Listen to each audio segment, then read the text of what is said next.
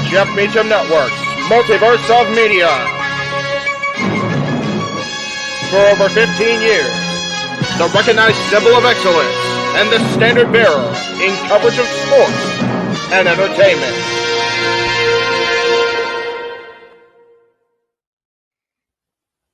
JJ, Jeff, you want to kick this thing off? Because I'm still trying to process everything here. Yeah, it's like, who wants to go first? Well,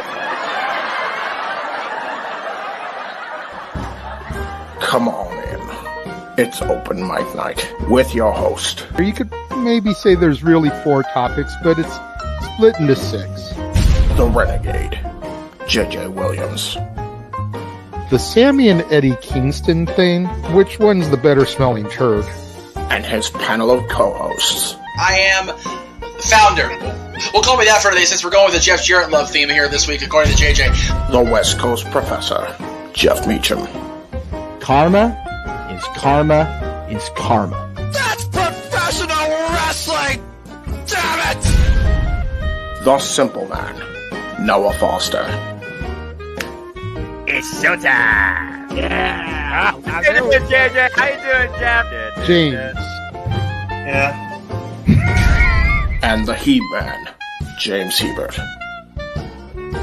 Imagine Bill Burr, Joe Rogan, Paul White, the Baldies! There you go! It sells itself! Get in there! Short his ass and shit the bed. He's not Amber Heard.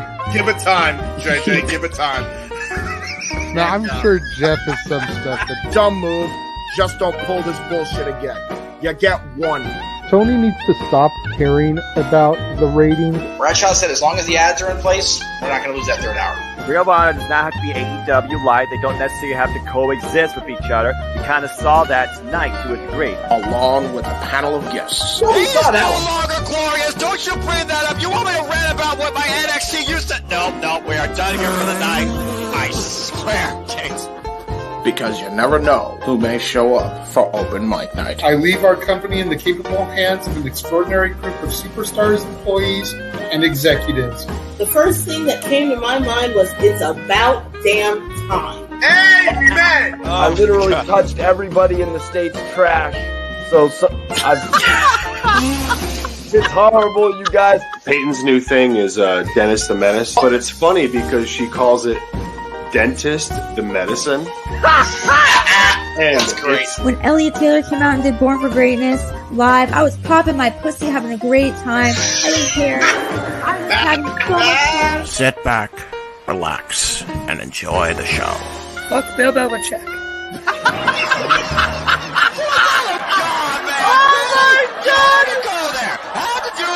Football thing. We end it on wrestling, and then you bring in that shit. Then just how the fan goes off the damn rails. Brilliant, brilliant.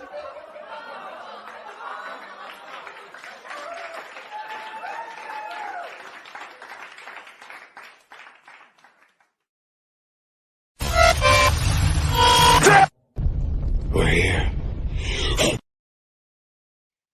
What is going on, everybody? Welcome once again to the Saturday night shenanigans that are open mic night. I, of course, am your host, your moderator extraordinaire for the evening, the renegade of wrestling, JJ Williams. What is going on today? It has been a long day. It has been an exhausting day, both mentally and physically. I can barely get the words out of my mouth. It's been that exhausting. But I digress on that one. It's been an entertaining day, nonetheless. In the last 36 hours, we have seen Mark Briscoe finish his story and finally become Ring of Honor World Heavyweight Champion 11 years to the day after his brother accomplished the same feat. We have seen legends get enshrined in the WWE Hall of Fame. We have seen my NXT stand and deliver.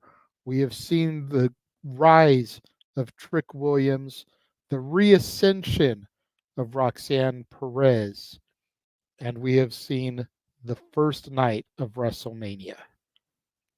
So much to discuss, so much to digest.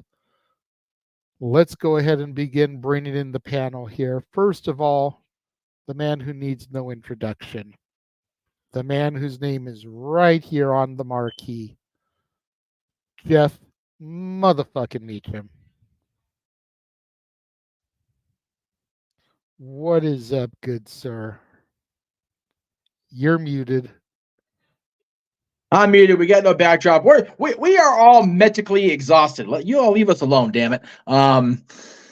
It has been the best kind of tired I can possibly imagine, man. And most of y'all know what's been going on around here, or at least vague ideas of it. And this weekend is exactly what I needed, man. I came off a Kings win on Wednesday. Don't know how they're doing right now. I'll check into that momentarily. But every day after that has been something delightful. My son's birthday, and then the wrestling kicked into high gear. So I am here for this. I'm here for tomorrow for sure. Whew. Let's bring in the team. Let's get this shit going, man. Sounds good. Well, for right now, we've got the core four, the four horsemen of the multiverse, if it were. I'm okay with that. I'm sure we will have more people joining us as the time rolls on. Of course, we all know Datilla is doing her post-Mania recap, which is why we are not streaming this on her Twitch. Right. I'm sure she will join us once she's done, if she's not completely exhausted. Right. We may get Walter or Big Baller G popping in live from the site of WrestleMania, yes, to give us their thoughts. But before we get to any of that, we're going to start today by bringing in a man who we have yet to see this evening. Yes. We have yet to see this man all day. Yeah. So we'll go ahead and bring in the Heb man, James Hebert. What is going on, good sir? Really quickly, how are you doing, and have you watched today's festivities? Yes, I did. I was with friends Awesome. watching it, so everything is been watched except for the 2-hour pre-show. But yeah, That's fair. That's fair. All right, we will get to that and your thoughts on that in a moment. But much like this man next to me, the next man I'm going to bring in needs no fucking introduction because he is the MVP of the JMN. Yeah. Noah Foster, ladies and gentlemen. Hello. Yeah.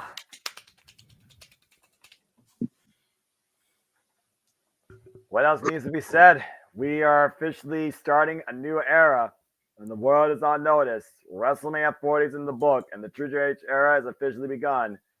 And we'll see tomorrow how WrestleMania 40 concludes, and what may be in store for everybody going forward in and out of the world of sports entertainment too. It's been a phenomenal weekend so far of all the wrestling. Still more wrestling left to watch even after this, but damn, what a night. Yeah, absolutely. I mean, I'm still technically on a high from this morning, Noah. Yeah. Same. Stand and Deliver was so fucking good. James, Stand and Deliver was so fucking good that Noah said that this is as close as he has gotten to seeing his black and gold NXT. Would you concur as someone who was big on the black and gold and not so big when things transferred over? that is the one show I haven't seen yet, so I cannot comment until Boo hiss. Boo hiss at you. Boo this man. I was busy with my uncle's doc stuff, man. Don't Okay.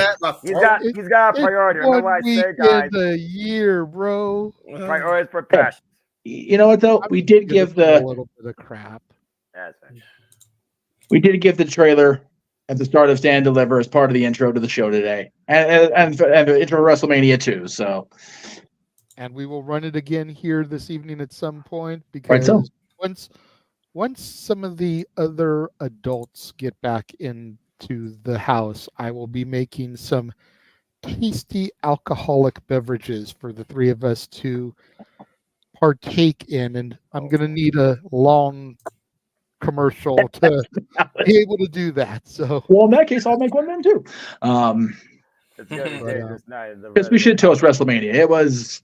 There's a question. I don't know if we got there yet or not, Jay. When we do, I'll answer it. But if it doesn't have a super chat, then you know. Well, no. It just. I feel we should toast the day so far because it has been a hell of a day.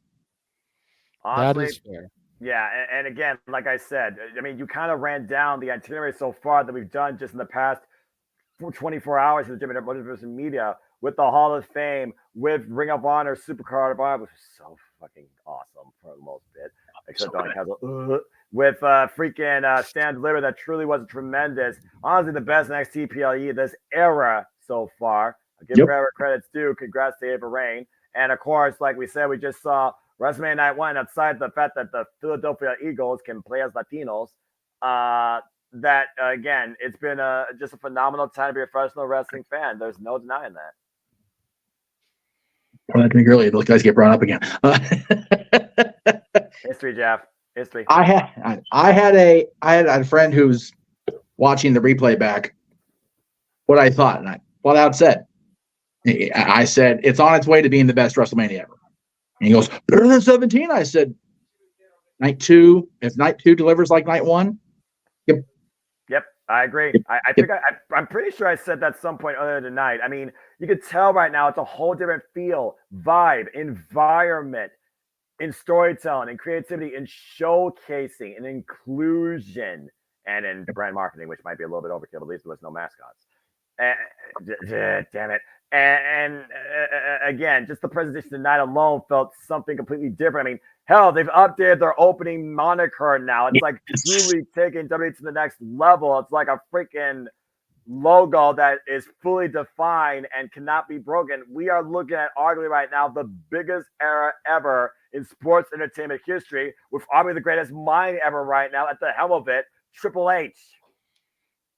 I mean, if we're gonna kick off a brand new era, then tonight was the fucking way to do it. Yep. Damn right. Hot on the heels of last night's Hall of Fame ceremony, where it was admitted that Paul Heyman was the #1 draft pick for Triple H's first Hall of Fame class. Yep. To the new signature tonight, which looked like, if you want to be technical, it looked like constellations in the sky. Yep. The stars of the WWE, if you will. It did. Very well put together to Triple H's Stars announcement that a aligned. new era has begun, to everything we saw today, man. I mean, we finally got the tag titles split up again. We've got a brand new Muppet of an Intercontinental Champion. And I got to call the most electrifying move in sports entertainment history in the main event. I can only put that on par with you two gentlemen in the bottom getting to call the Stone Cold Stunner 2 years ago. Yep. I still have hairs standing up on my arm from what we just saw. JJ, I was literally shaking in my freaking suit during Gunther and Sami Zayn and during that main event match at points. I was on the edge of my seat. And Jeff was shaking in hysterics from my dad jokes and my one-liners. I mean, Jeff, were you keeping count? How many Rock movies did I name drop during that main event? I couldn't. James, you're going to have to go back to our commentary, bro, for the highlight reel. You almost. I was using so many Rock movie titles. I got Walking Tall in there. I got Doom in there. I got Get Smart and Be Cool in there. I got Fast and Furious and Faster. I got Pain and Gain. I got Rampage. I got San Andreas. I got so many Rock movie references in there. It was somehow fucking comical. And I was waiting for Noah to break, but Noah doesn't do movies. So I was curious how much of it he was actually fucking getting. But this guy, muted, but on camera, was fucking doubled over in hysterics every time I would name drop something. Yeah. That is the integral rule of play-by-play. I told myself, I promised myself how important and big this felt. I was going to hold myself to a standard because I'm just a fan that's able to live out my greatest fantasy. You came fucking close to breaking me when you said Walking Tall at the beginning, because that is one of me and my mom's favorite movies. Do you realize how tough it is to be play-by-play when I can't counteract your ass? Yep. Damn it. Well, before we get into the one topic we're really going to discuss tonight, let's give people the rundown on everything that happened. Fuck. Yes. Yeah, why not? I quit. Damn it. Well, you see, the good guys won everywhere except one match. I mean, that's pretty fair. There you go. Rundown done. Yeah. Yeah. all seriousness, guys. Come on. I was gonna say when Noah came in, well, nothing to say. It's like, all right, short 20-minute show. Good night, everybody. We'll see you tomorrow. Like, you know we don't do that here, but go ahead. Let me do my thing better than Excalibur, as you said. As we saw in the opening match when Triple H introduced the new era, Rhea Ripley was able to overcome the man Becky Lynch in the most ridiculous damn ladder match that I saw. That six-way dance, the titles have officially been separated. A-Town Down Under, Austin Theory and Grayson Waller, the SmackDown Tag Team Champions, by Austin Truth, good Lord Almighty, are the Raw Tag Team Champions. We, of course, also saw representation on full display as Jade Cargill jaded Dakota Kai of Damage Control and won alongside Bianca Belair and, of course, Naomi. In what was the damnedest Rocky story we saw tonight, the Lean General Gunther took Sami Zayn to live, and Sami Zayn refused to die. Sami Zayn is the brand new Intercontinental Champion. The lane of the Lean General is over in what was a Latino World Order showcase for Lucha Libre supremacy and pride in the battle of father and son. It was the Legado del Fantasma that fell short, as Rey Mysterio, Andrade, and some Philadelphia Eagles officially welcome into the group, were allowed to get the win over Dominic Mysterio and Santos Escobar. Excuse me, I almost lost myself there.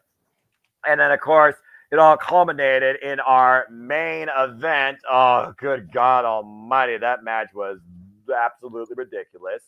As The Rock, the final boss, and the tribal chief Roman Reigns, the bloodline, overcame Seth freaking Rollins and Cody Rhodes, which means tomorrow it will be bloodline rules when Cody contends for Roman Reigns gold. Will Cody finish the story? You have to tune in tomorrow night, Sunday night, WrestleMania 40. But what an incredible start to a new era, and arguably this could be the greatest WrestleMania of our time. World take notice.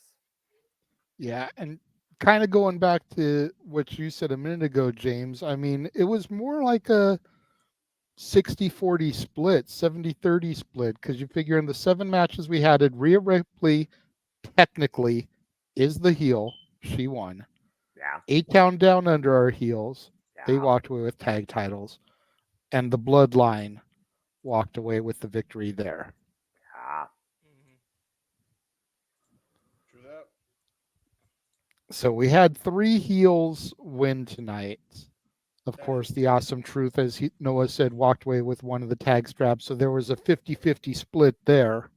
Yeah. And then the rest of the matches were babyface victorious. But well, yeah, also, how could I forget with how much we saw tonight? Jey Uso beat Jimmy Uso in their first ever one-on-one encounter. And that was just WrestleMania Saturday. As far as NXT Stand and Deliver, where, again, this brand is soon becoming far more what I remember NXT being. Ava Rain, incredible job. Tony D'Angelo failed to dethrone the czar of NXT, Ilya Dragunov. It still reigns supreme.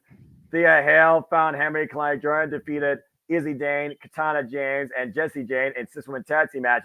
Roxanne Perez fulfilled her self-made promise and literally nearly broke Lyra Valkyria's arm as once again NXT Women's Champion in one of the damnedest 3-man heavyweight bouts I've seen for the NXT North American Championship. Ola Femi is a super freak of strength and nature, and has such retained his NXT North American Championship against Dijak and Josh Briggs. And of course, the Whoop Dogs with new gear apparently. Didn't see that coming. Damn it. They were able to retain the NXT Tag Team Championships against Nathan Frazier and Axiom, and Joe Gacy finally got a freaking win. Who would have funkin'? On the kickoff show against Shawn Spears after Rich Holland attacked him before the bell. So again, this Saturday has been insane, but has worked incredible on all cylinders. There's no argument. And we also learned from Ava Raine that the NXT Women's Division will have a brand new NXT Women's North American Championship. And Trick Williams whooped that trick and beat Camilla Case in the main event. Yep. I'm so stoked about this Women's North American Championship. I mean, you gotta wonder which women are going to be picked for the division, and if by doing this, they're going to try to clearly define the two divisions. Yeah. And JJ, you know, I think that's something that's desperately needed. I understand that you're going to have people that are the North American champion that are going to eventually elevate up to the world title picture. Of course, that's what the mid-card title is supposed to do. Yeah. But people that should be in the world title picture, your Lyra Valkyrias, your Blair Davenports, these caliber of women, they need to not be in the North American title picture. They need to not be in that tournament. It needs to be your Kaylani Jordans, your Izzy Dames, your Thea Hales, your Lash Legends. It needs to be these kind of women that are really kind of struggling to have a championship to fight for ever since the NXT Women's Tag Team Champions got merged with the WWE Women's Tag Team Championship. Might I add, still the most relevant titles right now, arguably in the industry, definitely in WWE. And also to your point about women and name value and representation and separation, distinction, Julia from fucking Stardom might be on her way to WWE as she was in attendance for NXT Stand Deliver and WrestleMania alongside Rossi Ogawa, with Lord William Regal sitting next to them at Stand Deliver. So it's a real damn thing what's going on right now with Rosie Ogawa and WWE. So this future promotion that he's starting, buckle up. Tatum Paxley's another one. Thank you, Emmanuel. I mean, again, I just didn't want to sit here rattling off every woman on the roster. I was trying to keep it short. Trying to keep it short and name the ones with the most impact, the most equity. The most recognized right now. I would give Soruka a chance in that too, but again, that's a whole different conversation. I'm sure Ava Raine, who right now is falling in, again, bloodline roots, when you think about, again, who was inducted last night at Hall of Fame, definitely has a plan for this town. And right now, Ava Raine, outside Gail Kim, she's the person right now outside Gail Kim I could almost trust the same level to book a women's division the right way. I'm looking very forward to it. I'll be watching highlights, but I'll be watching.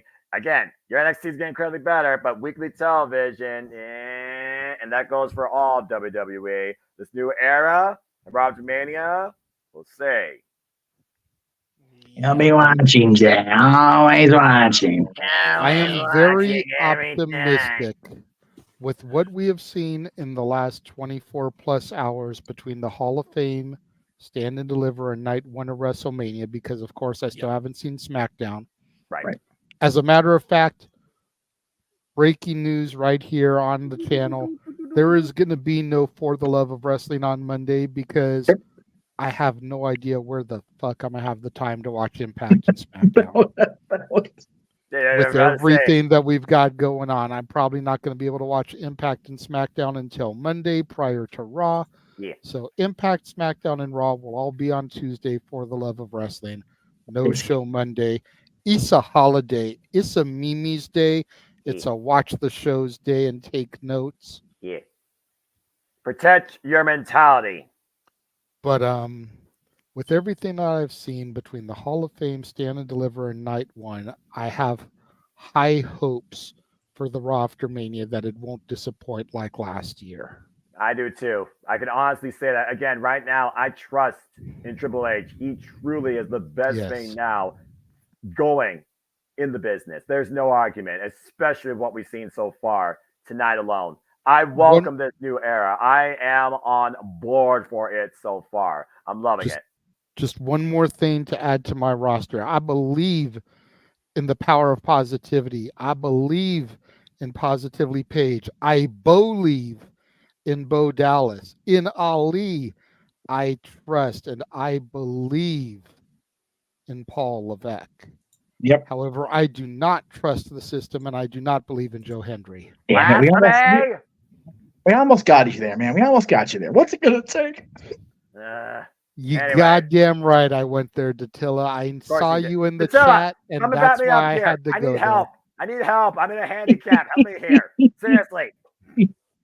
She's got to get ready What to do you mean? her I'm here. own recap. But you know what? In all fairness, Noah, I said his name, and he shall appear. There you go. All right, there you go. Anyway. There you go.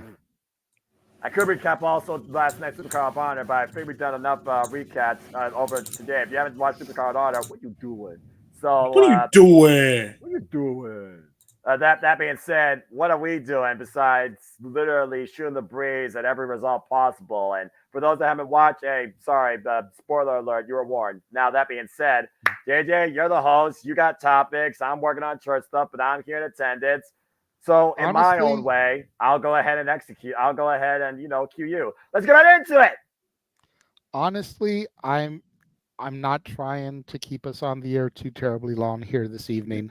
Good idea. I know we're going to do a little bit of a post show tomorrow as well. So me and Jeff already talked. We can do like one of our topics that we were going to do tonight, tomorrow after WrestleMania Night 2. Nice. Tomorrow we are going no longer than 2 hours. I'm going to hold you to that for, like I did for last post year. show. Exactly. And I kept my word last year, did I You not? did. That's why I'm going to do it again, to make sure. So tomorrow we're going to go no more than 2 hours. It's a work night. It's a school night. I want to try to keep us off the air in under 3 tonight. Good. We started at 8:30, 11:30 your guys' time. I want to be done by 11:30, 2:30 your guys' time because God damn it, the WWE wants to kill us and I have to be up at 6:15, 6:30 to do the goddamn Slammy Awards tomorrow. Yeah, oh shit. I gotta fucking wake up and do it with you, don't I? Back up. Yes, sir. Put a little back up. Put a leg up. 2 hours and 30 minutes starting right now. I get that reference. The music. The main topic, I won't say the only, but the main topic we're going to bring up tonight, because it's the only one me and Jeff agreed on to do, unless we get some super chatted that we'll talk about here from the viewers. Okay. Bill Brooks. Yeah, we knew this was gave coming. a hell of an interview earlier this week. For those that don't know, I don't watch Where interviews. I have no idea. Where he addressed numerous elephants, numerous skeletons, but primarily it was the first time. Think about this interview, Noah, kind of like when he exited WWE and sat down with Colt Cabana. Mm-hmm. This was the first time we heard Phil talk about Brawl Out, his AEW run, All In, Jack Perry, and so much more. Uh-oh. Everything he could. Unfiltered, unscripted, There were certain unrestricted. things that he couldn't talk about because of an NDA. Brawl Out. That was for Brawl Out. Yes. However, he did say to Ariel Helwani that he didn't have to sign an NDA for anything he did that day. Mm-hmm. He had to sign an NDA for the other shit that went down. How does that work?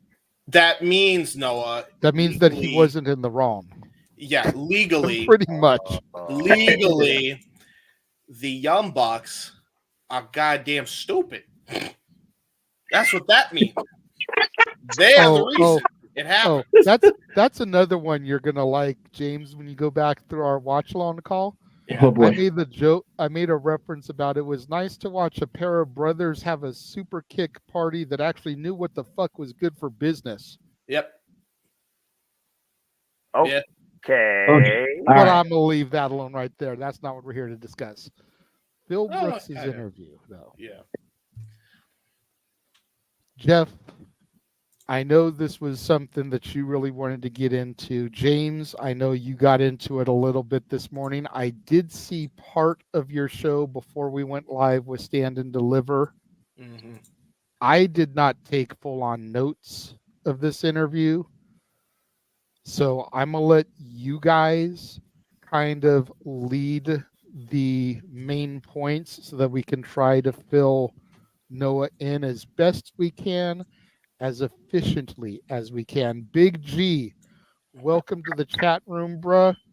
The link is in the open mic night chat. If you have got 5 minutes, 10 minutes to pop in and let us know what it was like in the arena live, please come in, bruv. Yes. We would love some people that were there to give us live reactions. And Walter, if you're watching and can hear this, same thing, bro. Jeff, go ahead. I see you keep trying to put your hand up, so I'll throw to you first. All right. What I'm going to say is just pretty much disclaimer stuff. Okay. All right. So everybody, I said this as we were leaving the other room with Noah. Everybody in here, everybody watching, all of you watching across the multiverse, everybody in the room knows that we all have an opinion about what happened between Phil Brooks and everybody else at AEW.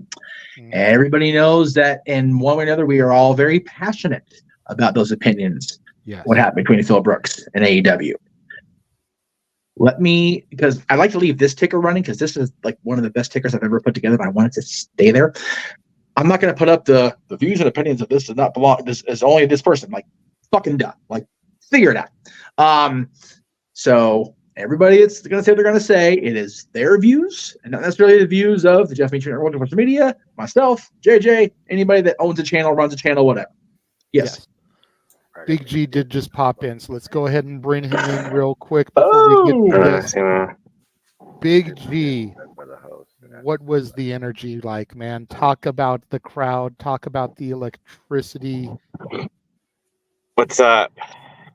Talk to us, G. Man. The atmosphere was, huh? Talk to us. You're fine. Never mind. Delay. There might be a little bit Can of you a hear delay. me? Go ahead, G. Yeah, we can hear you. Yeah, we can hear you.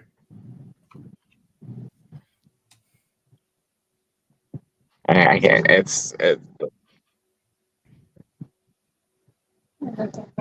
We can hear you, Big G. It's signal. Delayed, probably. I got full bars. Oh, you guys can hear me? Yeah, Can you see me? Yeah, just continue with what you were saying. Yeah, there might be a little bit of a delay. Yeah, no, that's perfectly fine. Just talk, Big G. I'm gonna pop back out and then pop back in. Hold on. Okay. Oh, can you? Okay. Yeah. Okay. Dude, he looks like he's exhausted, by the way. He looks worse. He looks more exhausted than I was when I frickin' came from SummerSlam. Dude, he is exhausted. When he comes back, if he comes back with the signal, just let him see that and just everybody else quiet so he can just do his thing. Yeah. Anyway, so we'll go ahead and take that back down. Yeah. Go ahead. So yeah, just again, whatever we're gonna say about what we're gonna say, just please keep in mind that it is our own personal opinions. They don't reflect the everybody in this or everybody, whatever. I will also say that what Phil said during the interview is Phil's perspective. Yes. It does not mean they are complete 100% factual statements. However, I am of the firm belief that this is as close as we're going to get to here's what went down back in locker rooms and back in everything, because as was stated, everybody else had to sign papers saying they can't say nothing. And Punk had to sign papers saying he wouldn't say something about shit he didn't do. So, yep. But everything else he talked about besides AEW stuff, I am so grateful to the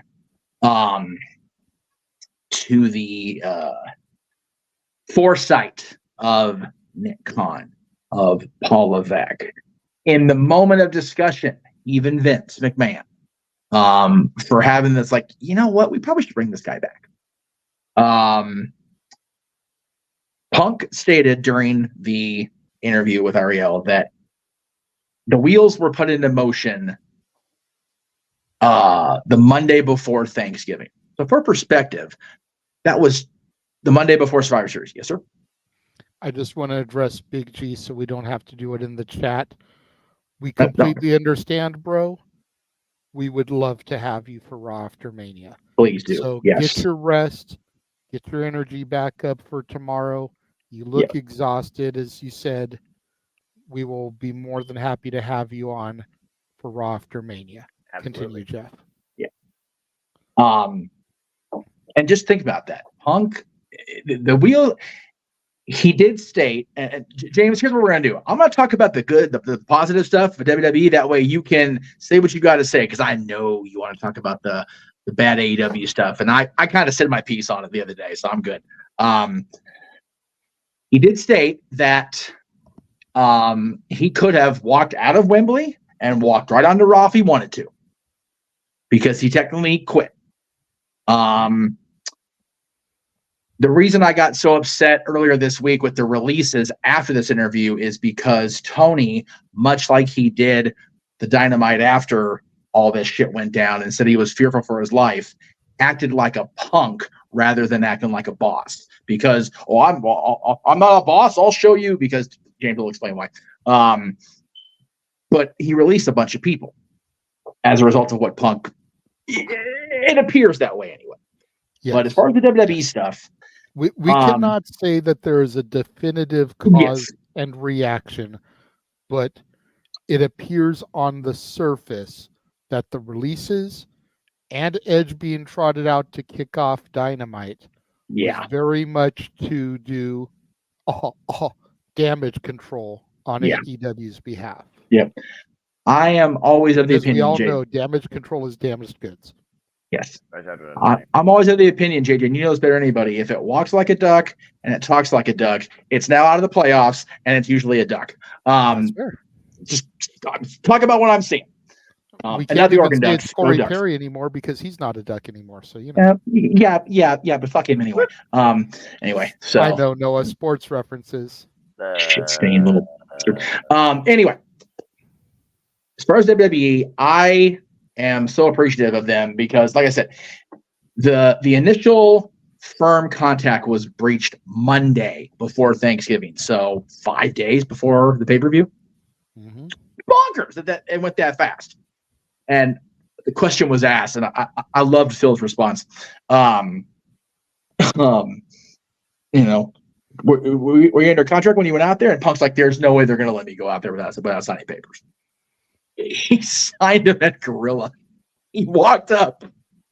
I think it might have been Hunter sitting there, handing the papers. He signed the papers, and he walked right out there. It's like, okay, because everybody at Gorilla's going, "What the hell did we just see?" Because he walked right out there in that nasty white shirt. That's raw as hell. That's raw as hell. It was great. It was beautiful. It was awesome. Yep. The only people that knew were Paul Levesque, Nick Khan, and Phil Brooks. Yeah. When it came down, nobody else in the company knew what was going on. Yep. And he only told his family as he was literally driving to the arena that day. Yeah. By the way, tune in because reason I'm coming back. I'm coming back tonight. Yeah, so great. It's not really a negative Vince story, so I will tell that story too, and then we'll move on to James. So not the day that NXT was in Connecticut. So I think that was a PLE, if I remember right, or maybe it was a special, whatever it was. When Punk walked out and did the whole thing with Shawn Michaels in the ring. So he was at the New Towers that morning, just getting a workout in because the gym was there. He was ready to get that workout. And he's on his phone talking to Nick Khan. And Vince's people walk in. "Oh, I got the phone." Vince is like people be on the phone. And he's looking at Nick on the phone. Okay. Powers down the phone. Puts the phone fucking thing there for the treadmill. He's just on the treadmill, getting the walk in, getting it running. And Vince walks in. "How you doing, pal?" "Good, Vince. Welcome home." "Thank you, Vince." Did his workout and left. The only time he's seen Vince at on their whole return. And then, of course, January hit the fan for Vince. He's not spoken to Tony since Wembley. Yep. He grabbed the belt, did exactly what JJ said, acknowledged where he was going, walked right past Tony, got his shit, and left. Has not spoken to Tony Khan since. Yep. I admire the balls. I do. And I before I pass the baton, if you will, I will state again, I was wrong about CM Punk. Yep. And I apologize for it. I also apologize for it. I don't like the way anybody handled their shit in Chicago. Not even him. I don't like it. I think it was I think his part at the table at the scrum was wrong. That part I don't apologize for because that was fucked up of him as well. Yeah. Yeah, you only get pushed so far. But you know what? You don't handle dirty laundry in a public laundromat. You just don't. Which another positive to add to your positive list, Jeff. CM Punk admitted he was wrong. He did in this interview. Yeah, he did. He admitted his complicity in the spiraling the shit out of control. He also he didn't flat out apologize for taking Hangman to task back, but he reiterated I agree. Hangman Page just should have kept his goddamn mouth shut. Which Hangman even agreed as well. And he has. Everybody's been grown-ups about it except the malignant masses. And Tony, but Tony's the boss, so he can fuck that. But yeah, I again snap to a judgment based on past interactions, even in the process of stating I don't shit on people that do right by me and mine, and he's always done right by me and mine. There's an autograph sitting over here in AJ Lee's book with CM Punk's name on it, on the back of my dad's business card. Yeah. And I still shit on the man. Did he do something directly to me? No. He did something directly to my friend. And that's at least 2 or 3 degrees not my fucking business. Yeah. And I was wrong for it, and I am sorry for it. So now, never know if Phil's going to actually see this. I will say before James takes over, before you throw it over to James. Yeah. Since you're here apologizing to Phil, I'm gonna go ahead and say I've had your back since day fucking one, bro. Yes, you have. Yep. Yes, you have. I'm the one person on this show that stood behind him. Yep. Yep. As far as the malignant tumors that are the masses, James? Good shout to me. Thank you. Get fucking bent. Both of you get fired. Do not come back. Go back to Japan and have the reverse inverse effect that Logan Paul had when he got banned from the company over some dumb shit. You should have the inverse effect and be banished to Japan for life with Jack Perry at your freaking disposal and never, ever come back to the U.S. working scene again. Stop me when I'm telling lies. Well, again, they are your opinion, and you're entitled to them. Yes. So. That may be my opinions, and that's fair. I understand that everybody's going to feel the way they feel about the Young Bucks. That's fine. There is no excuse, even if he treated you a little bit like shit, where you at all go and treat any top star the way you treated CM Punk. Period. No excuse for it. None.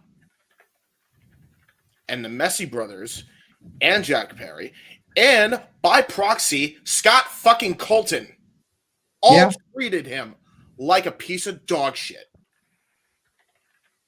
Well, let's not drag Colt Cabana into this because according to Punk on that interview, Colt went up to him shortly after he arrived Tried. Hey, can we talk so that this won't be so weird?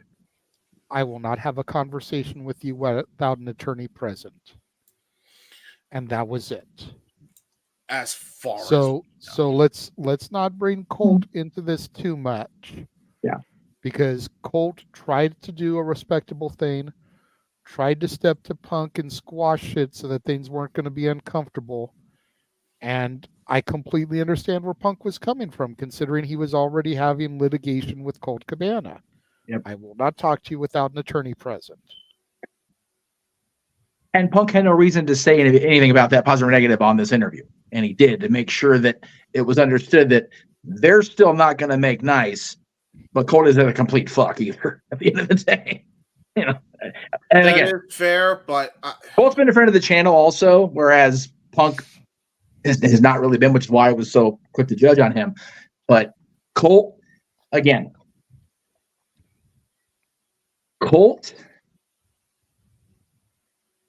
Scott and Phil made decisions in heated moments between Scott and Phil.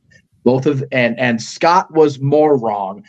If you believe everything at face value, Scott was more wrong in the 2014 scenario. But according to Phil, Scott tried to make nice. He just wasn't allowed to without a lawyer present. And I completely understand Phil's perspective on that. So I would, for one, be willing to almost give Scott Colt and Colt Cabana a pass. And I know I'm using government names, and Drew McIntyre is going to at me if he hears this, and that's fine. Whatever. But I just feel like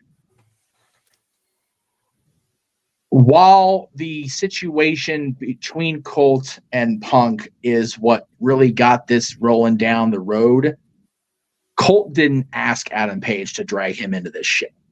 No. And Punk even said it at the scrum, why the fuck am I even talking about this right now? Yeah. Litigation's 7 years old, and before I do pass for sure, I have had strep throat every year of my adult life. Becky is a fucking badass if she had strep throat today. Jesus Christ. Yeah. I was waiting for a break so I could say shout out to Becky for going out there and handling business with strep throat, if that is in fact true. Not that I don't believe Arlene. She's one of the few people that can come in here and post stuff, and I will generally take it as it's actually true. Unlike some other people that post comments in here. But just because we're not near Becky and we don't know her to ask her, but still, if that is 100% accurate, shout out to the man for going out there and still doing stuff, because to Emmanuel's point, those temperatures out there did not help her. No. That does not help you with that condition. Even Michael Cole, I heard in a commentary, Michael Cole did say that Becky Lynch has been sick all week, actually. Yeah. And McAfee mentioned 102 fever. Strep throat is no joke. Becky is the fucking man now. I don't give a shit. She's the fucking man doing that with strep throat. My goodness. Anyway, James. Now, hopefully she doesn't get Rhea strep throat. That's the only hope. Very contagious shit. So, yeah. So, look, I still have my reservations on it because it's not like it hasn't happened before. Which is the whole reason for the lawsuit to happen in the first place. As Colt has admitted he did wrong. So wouldn't be the first time, he talked with people without probably thinking about it first. And in fairness to Colt, even if it did happen, okay, I could buy that maybe, all right, they're his friends. So he thought he could trust them. Hope he learned his lesson now on that front. Because again, at the very least, the Messi brothers need to be gone. There is no other way around it. Your fans have literally said in droves they need to fucking get out of there. Yep. There is no more second chances. There is no passcode. There is no collect $200. You either fire them outright or strip them of their EVP status, and they never get it back. And you keep them off TV for a year. That's what you do. You could be a fan of the Elite all you want. You could hate that we're talking about this for the upteenth gajillionth time. All you want. The fact is, we have not gotten the truth until now. Just because it came from Phil does not mean, especially with what happened in Brawl In, wasn't true, because there is a fact of the matter of not only did Punk say this is exactly how it went down, of all fucking sources to admit this is exactly how things went down, DJ Woo Kid corroborates Phil Brooks' story. Right. And the only reason why it looked crazy is the fact that Jack Perry put himself through glass and was bleeding because of it. Like an idiot. So, yeah. I'm sorry. I am BS about how this goes on. And for everybody that's going to tell me, well, why are we talking about CM Punk? It's one guy that left. Who cares? It's not just one guy that left. There's very similar issues. And I don't buy, and I love Cody. I don't buy a word he's saying now. And it's nothing to do with Cody. It has everything to do with how Tony Khan has now handled this situation. Now, as a result of all this, he fired him, I think, before this interview was even supposed to drop, right? Then, after the interview drops, he lies about the reason he fired him. Yeah. And the boys called bullshit. The original boys that were actually with Dalton Castle, not the ones you saw in Ring of Honor last night. The boys that got fired said, no, we made everything that Tony Khan booked us for. Yeah. We made every day. And that goes not just for me and him, that goes for everybody else. So he lied. He lied. So if he's willing to lie about something small like that, and he's willing to lie about what actually happened between Phil Brooks and Tony Khan and Jack Perry like that, the fuck else is he willing to lie about? After saying he wouldn't say anything about the firings in the first place. Exactly. Thank you, Jeff. This is ridiculous now. He's a liar. This is ridiculous. He's a liar. He's a conniver. He's no better than all the carnies he poked fun at prior. Mm-hmm. And you're not even politicking as good as they were, because at least there was legitimate reasons they fucking may have lied every now and again. You didn't do that here. You were trying to play nice guy, and when your nice guy reputation got fucking tossed to the wayside, you tried to get it back by lying so that way you look like the good guy, and now people see through it more than fucking Alpine Swiss cheese. Yeah. Like, I know. This is how they treat talent, not just top talent, talent in general, if you cross the boss or the EVPs the wrong way. This is the dynamic of your locker room now. So if you're an AEW fan, if you're a fan of professional wrestling, damn it, you should give a fuck about this. Yep. You should care about how Punk was unceremoniously removed from AEW after drawing in millions upon millions of dollars for that company, and it meant nothing because of one little thing that he said to a friend of theirs, and they got so pissed off that they decided to make his life a living hell for his entire time, which was supposed to be another summer of Punk. Egregious. Fucking disgusting behavior, and you're going to just tell me this is okay? And if this is going to happen to CM Punk, what happens to Adam Copeland? What happens to Will Ospreay?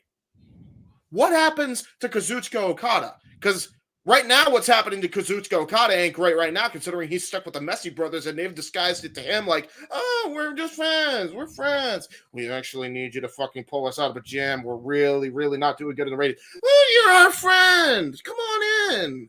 Mm-hmm.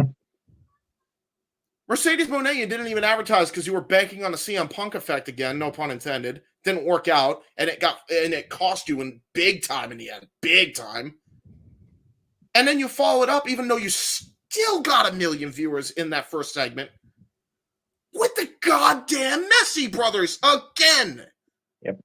Undoing all the star power that you potentially have left. So what's going to happen now? And by the way, that's not even considering the fact that there's already been BS spread by, I will not name the fucking journalist this time because they don't fucking deserve it, but you know who it is. That Mercedes is not liked in the locker room because she said, I'm willing to go back to WWE one day if the time is right. He's as big a fucking cancer as the rest of them. Like, are you fucking kidding me? That's ridiculous. Like, she just got there. Like, whatever. She's not the greatest to work with. Yes, she's probably more difficult than Phil. But the woman just got there and you're talking shit already? Yep. What the fuck is this nonsense high school level bullshit? Get a grip on reality. And by the way, I saw on Twitter, sorry, I don't, this is the last thing I'm going to say, and then I'm going to wrap it up with my final point. Fucking Punk. Ask Tony, please do something. Be a boss, please.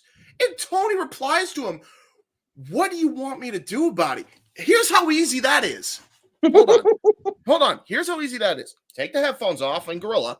Look at Jack Perry directly in the fucking eyes and say, unacceptable bullshit behavior. I'm suspending you for 2 months. Get the hell out of my building. You ever do that shit again, I'll give you the pink slip this time. Like a boss. That's it. And after all this shit, if you see a certain scumbag of the Jeff Beecham Network Multiverse of Media appear on Raw tomorrow night in Maxwell Jacob Friedman, MJF. Monday, yeah. Or tomorrow. Oh. Sorry. Monday. We technically on Sunday and the East Coast. That's fair. That's fair. East Coast. But you know what? He could be at Mania too, so he's not wrong either way. Raw after Mania. Don't be fucking surprised. By the way, his shop is 404 on Pro Wrestling Tees and AEW shops, folks. Yep. Guarantee you they don't want to make the same mistake they did last time when Punk went to the WWE. And he ended up selling out both merch stores with his merch just off of one appearance. Fabulous. So, period. End of fucking story. Fire the Messy Brothers. There is no place for them in this company anymore. And the fact is, you got better EVPs in Kenny Omega and potentially Bryan Danielson any goddamn way. Yep. That's it. I got nothing else to say to this. I'm putting a cap on this. I never have to talk about this again. Okay. Punk proved my point for me. There's my rant. Before I throw things over to Noah to get his thoughts on everything he's heard, because I know after hearing this information, he's got something to say, even if it's just a simple retort. I also know that everything he's heard isn't going to change his feelings on AEW and the product, because that is his passion. He loves AEW. He loves TNA. He loves all things professional wrestling. The only thing I'm going to say to kind of counter what James said, as far as the locker room having issues supposedly with Mercedes now, going back to Tony Khan, he ain't doing anything to help that situation. Supposedly, AEW has rankings. Supposedly, the rankings are based off of wins and losses and matches. So how do you have a number one contender that is going to face the winner of Julia Hart versus Willow Nightingale, and she hasn't had a fucking match yet? Yep. He's a good question. Doing things like that, where Mercedes seemingly is going to jump the entire division line, doesn't do anything to help her. Yep. There have been opportunities. There's no reason why she shouldn't be having a match on Dynasty. Yeah. But it's looking like her very first match won't even be until Double or Nothing. Mm. And she debuted in March. She's not going to have her first match until the end of May. And it's a world title match. TBS title, but still. It's okay. With all personal respect to Mercedes Moné, she's not Hulk Hogan in WCW. Okay, your first match shouldn't be for a title. That's absurd. A title that she will probably win because Willow should have never been New Japan Strong Women's Champion. It was supposed to go to Mercedes. So, realistically speaking, Willow's probably going to dethrone Julia, carry it for a month, and then lose it to Mercedes. Which, especially considering the fact if she goes heel anyway, that's not the worst thing in the world. Well, fair, but my problem with that, and I'm gonna invoke JJ's emotion here. How much did we, even me, shit on the Charlotte promo? I don't jump the line, I am the line. Yeah. Fucking Mercedes doing the same shit. Yeah, she is. But Tony's not just a fanboy and a copycat. And Willow is again getting completely deflated. She's been on this miraculous climb, getting pushed to the moon ever since she defeated Mercedes. Yep. If she hadn't defeated Mercedes, she would be a jobber. At best. If not sitting in catering. I love Willow, but let's be real. Prior to defeating Mercedes, she barely won. Yep. After winning the New Japan title, she got pushed. And they're going to have her defeat Julia Hart more than likely. Yep. Just to give the championship to Mercedes, considering she was supposed to have the other title. Yep. And do you know why she got the strong push after winning the New Japan title, JJ? Why, Jeff? Which NorCal journalist who shall not be named is a big New Japan mark more than anybody else? Who's a big mark for Tony Khan? Yep, there you go. But that was one of the things that Punk said in his interview that made me laugh and that I loved. If you are wrestling for star ratings and you're only selling 600 seats in an arena, we're not in the same business. We're not in the same business. Yes. You don't. Yep. You don't deserve to compare yourself to WWE ever again. Darren, Noah is tired, one. And number two, I know Noah. He hates this negativity type of talk. Yes. But it's news. It came out this week. We're open mic night. We try to stay away from the negative if at all possible, but if it's newsworthy, it does need to be discussed. And this is the first time somebody has really gone on record and discussed what went down. Yeah. So it's conversational. It's topical. But Noah, I'm going to go ahead and throw it to you. Let you get your simple thoughts out.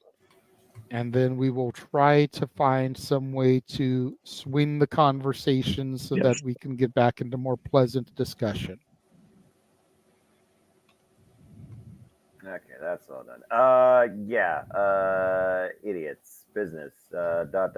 summary, buffering, ... Don't be a fan, be a man. Simple as that. Dude. Yeah. That was the greatest 5 seconds in the history of the show. Yeah. Yeah. Because he's right. He's so right. But that's the thing. I think that's the main point, really. Dude, I'm telling you. And then this is going to be my last thing about this. Go for it. If you're going to send somebody out to do damage control, why are you sending Edge? He wasn't there at All In. No. He wasn't there for Brawl Out. Nope. Why the hell are you sending Adam Copeland out there? What in the fuck does he have to do with a goddamn thing? Nothing. You want to send somebody out there to do some damage control? You want to send somebody out there to give a rah-rah sis boom boss speech? Trot Kenny by God fucking Omega out there with his diverticulitis and let him cut the promo. Yeah. Because he's an AVP. He's a day one-ish motherfucker. He helped start the goddamn company, and he was there for Brawl Outs. And Brawl in. Yeah. So you want to send somebody out there that's going to rally the troops. That's who you send, especially when you consider the battle that he's fighting with his health. Yep. Yeah. That makes it even more dramatic. What is absurd. You don't send Yeah. Edge out there to give a rah-rah speech when he has fuck all to do with it. And I love Adam. Yeah. I'm not trying to hate on Adam. I'm not trying to bring Adam down. No. But what in the hell does he have to do with it? Jay, not a goddamn thing. Right. You and I always complained year after year about the draft happening before Survivor Series or the Superstar Shakeup. Because why this guy dressed in red for the last 3 years is going to be on Team Blue all of a sudden? And that's as far as Adam goes. As far as Kenny goes, I bet you Kenny said no. He don't want to be involved in this bullshit. He's the only one that's been above it. He wanted to squash it. He did. Of course, he went out there and helped troll, which, not a good look the first week. If we believe in Adam Cole at face value, or Adam Copeland at face value, he wanted to go out there apparently. Which is fine. Adam Copeland, baby. Which is fine for Adam to want to be that guy because Tony Khan and his company have given Adam the opportunity that WWE was no longer giving him. And I'm fine with Adam's initiative. But if you are a real fucking boss, you go, maybe not a good look for you to go out there and do this. Yep. Send Jericho. Fucking seriously send Chris Jericho. Because he was your first champion. Yep. Send Mox. Yep. Jericho was your first champion. Jericho's your first major all-star draft pick that jumped to the other side. Oh God, it hurts to even say it out loud because I didn't even think about it just now. Yep. There are so many different people that could have done this. Absolutely. I can't myself a concussion with this damn ring. Absolutely. May I also add too on the Adam very Cole, quickly because I do want to get off this topic. I agree, and I just want to add to the Adam Copeland because I think that is important in this entire thing, and I feel like we neglected to mention that. Not only is it absurd that you trot out Adam Copeland, who had nothing to do with the situation, as you said, JJ, but then, and don't tell me this is a lie because it's obvious it is. He says all the lies that he wants to end his career in AEW. No, you don't. You don't. You said you wanted to go there strictly for Christian Cage. Well, I mean, maybe there's some truth. Maybe there. I'm not denying that you have a lot more talent to work with if you go to AEW. Sure. You're gonna have a great run there. Yeah. Don't tell me this is where you want to end your career and like actually no. Even if you do mean it, completely mute point. It doesn't help anything. It makes the company look cheap and stupid now. I'm only gonna disagree with you because when he first jumped and when he first signed and did that 90 minutes with Sam Roberts, he said basically the same thing and it was in a much more positive light. So I do believe him that he said it. The only issue is the timing and the person that was chosen or volunteered to if Tony sent him out, Tony's in the wrong. If Adam volunteered and Tony didn't say no, Tony's in the wrong. Either way, Tony's in the wrong here. I'm not. If the chat was, I'm not shitting on Adam. Nor should we expect Adam to shit on the company if he goes out there. He's gonna do what he wants. He's gonna do what he feels is right. Adam Copeland's trying to avoid the negativity. Just bad timing. Right feeling, wrong place, wrong time. Right. That's fair enough. And it's unfortunate that this this came up this week, and there was this that came up. There was the other topic we'll get into tomorrow that I actually it may have been brought up earlier in the week by me, so I'm not going to bring it. But there is some there, but at least as JJ said, we got it out. It's been spoken about by somebody that was there. It's been recapped by us, and hopefully, because it's Sunday now for most of you, this can be the last time this entire shit has been brought up. Yeah, man. And yes, What's up, Cleaver? Good to see you, bro. Good to see you, brother. I'll definitely watch the press conference back. It's just, same. Saturday night's open mic night.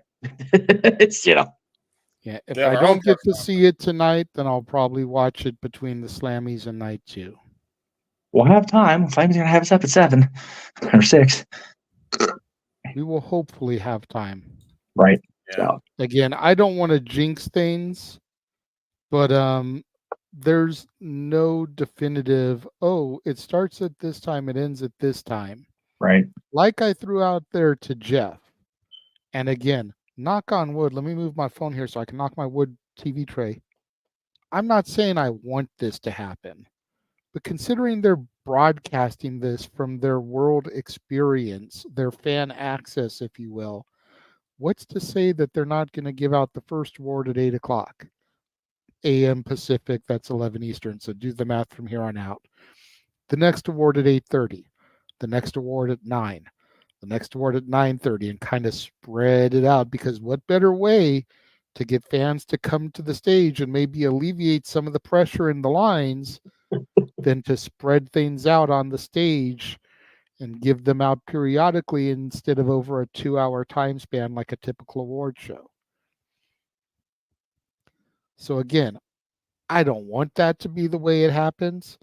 Jeff don't want that to be the way it happens. But who's to say that that's not going to be how it happens? Mm-hmm. That is how it. Thank you, Emmanuel. Yeah. Thank you, Emmanuel, in the chat room. I love you.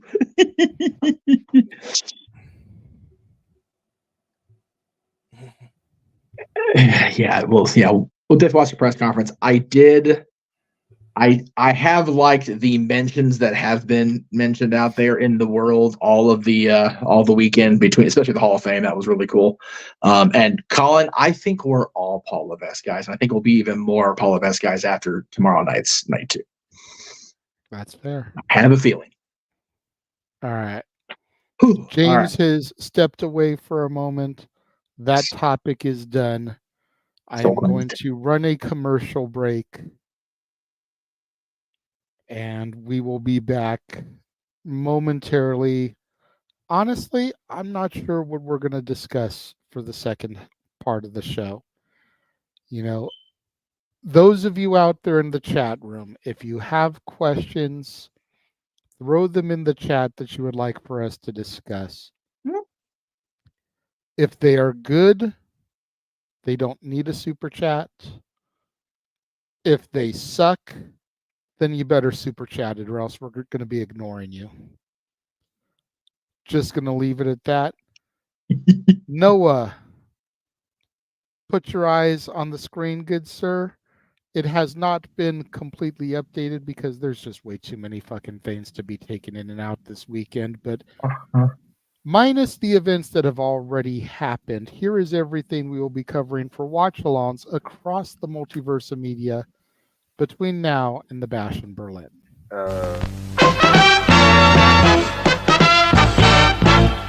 And now, preview time.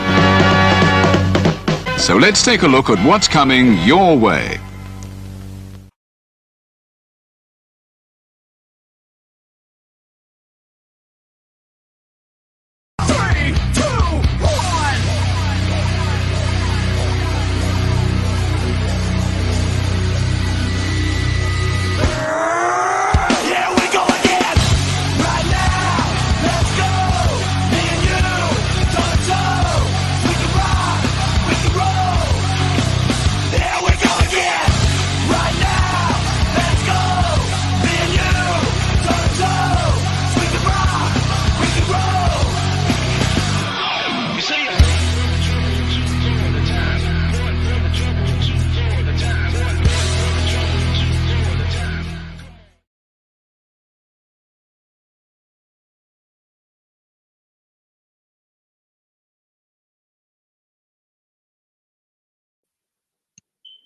Even in semi-horse mode, sort of, and fatigued since being up since 7 a.m. ET.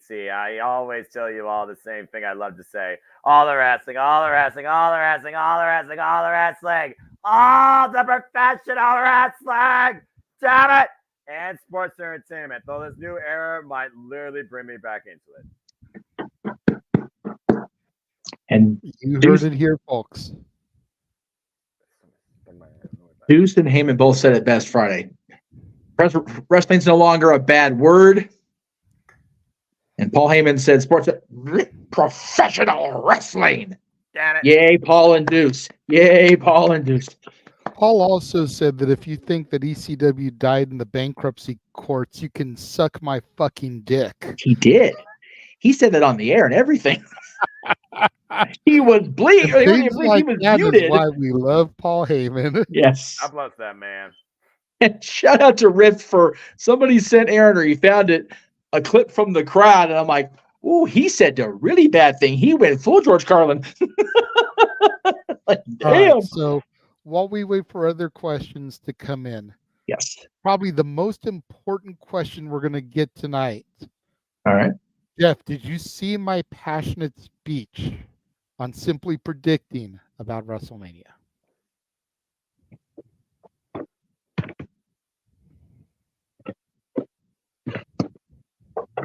What happened? He's giving her a standing ovation. Yes, I did. Yes, I did. Good stuff. Very nice. Good Lord Almighty.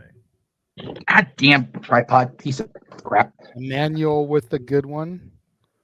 What is the worst Mania ending of all time? He says it's possibly Triple H, Rock, Big Show, Mick Foley. I see you, and I raise you LT versus Bam Bam Bigelow. Yeah. Yep. No. You know what? It's one of those bad ones. I don't know if it's the worst. I not only see him and acknowledge him, I was at that one. And I agree with it. And I'll tell you what. When, for those of you who don't remember WrestleMania 2000, let me give you a brief recap. Oh, Lord. So McMahon in every corner, whatever.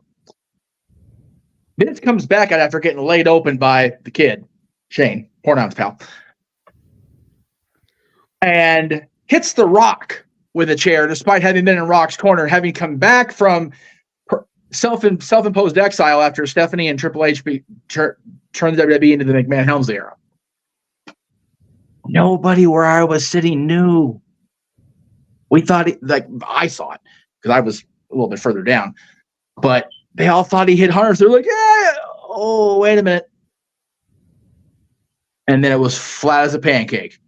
The Rock bottom Shane, Rock bottom Vince, Stephanie slapped The Rock.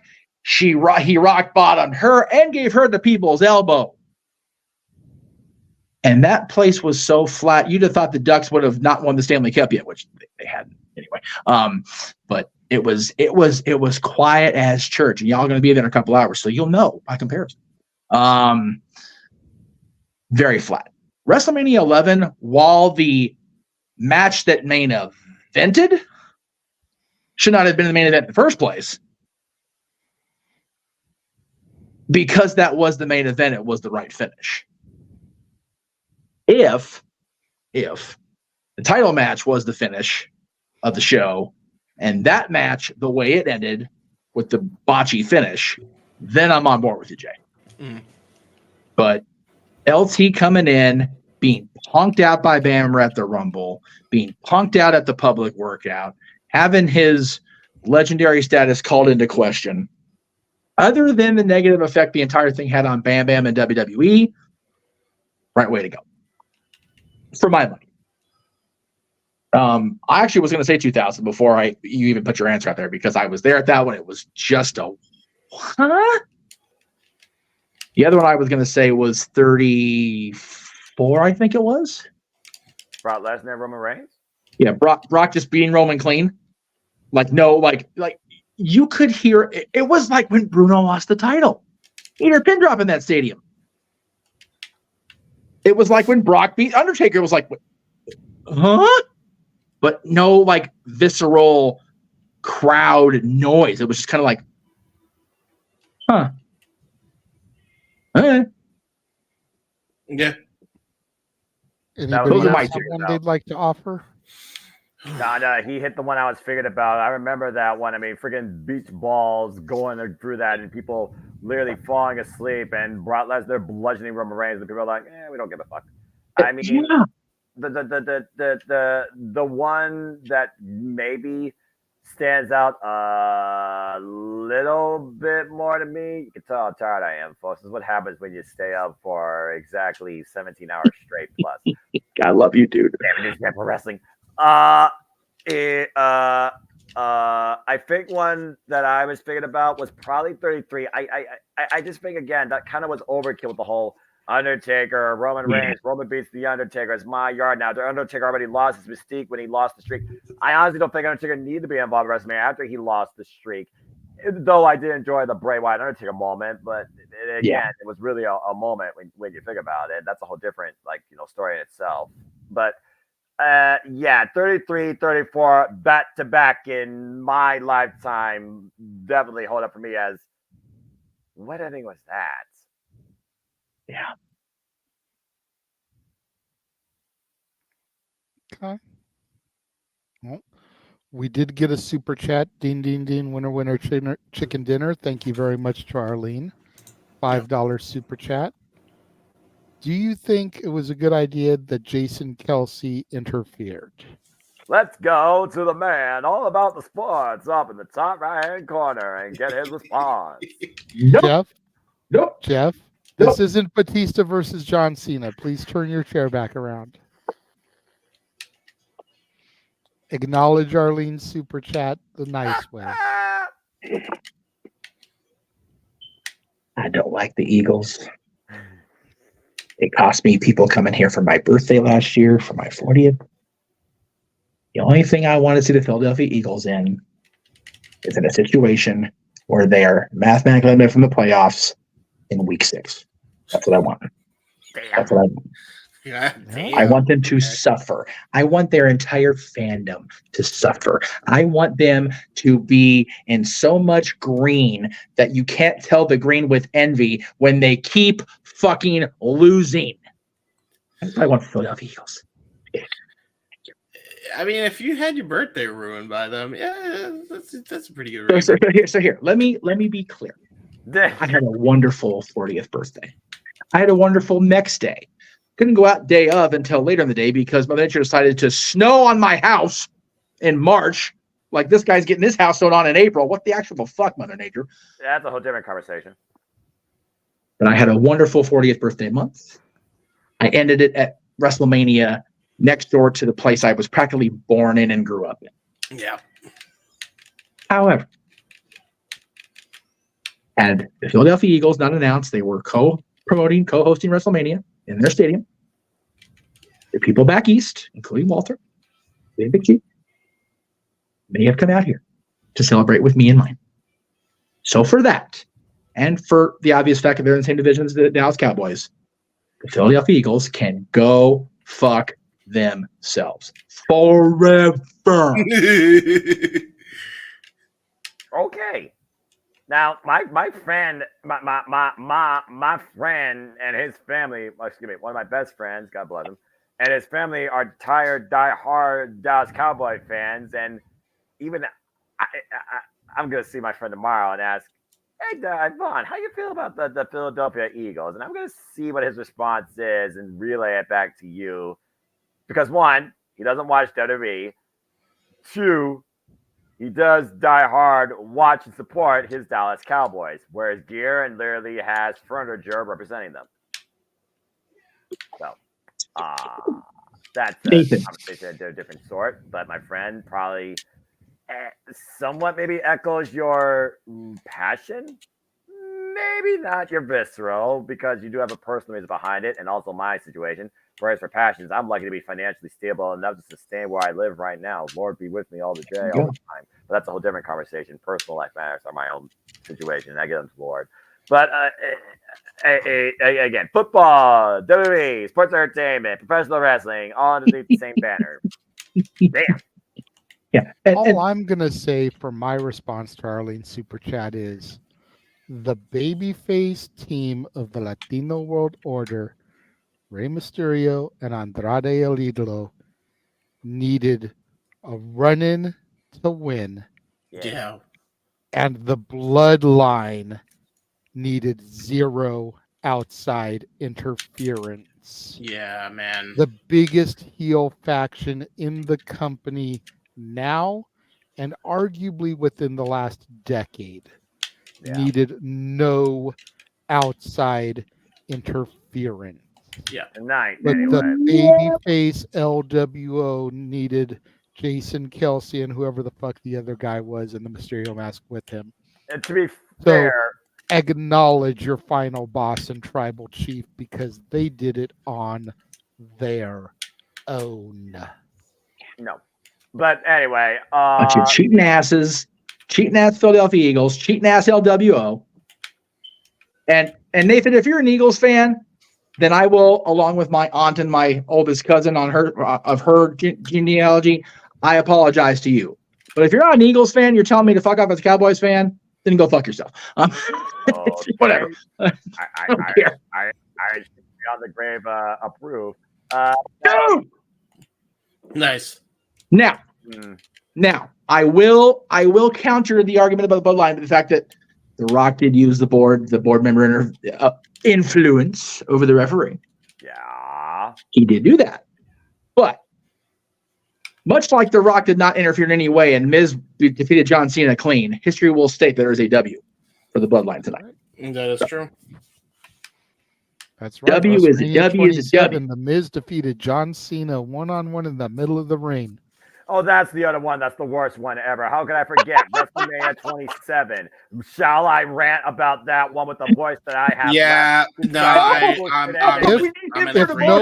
if Noah is going to rant about that one, since Jeff got a $20 super chat to his channel earlier, that's a $20 super chat to my channel. Agreed. Because that'll help balance things out. Yes. Catherine and Arlene have really helped to balance things slightly, but there's still that huge deficit on my end as compared to Jeff's end. So you want Noah to rant about that? Yes. $20 super chat to my channel. That's right. I'm doing my best. Emmanuel says his 18th birthday was Janet Jackson performing at the Super Bowl, and you know the rest. He got titties on his 18th birthday. Yay for him. Anyway, Arlene with another super chat, though, $5 to your side. Oh, there you go. What do you think about people saying Damian Priest was stupid for not cashing in? No. You know, I can see both sides of this coin.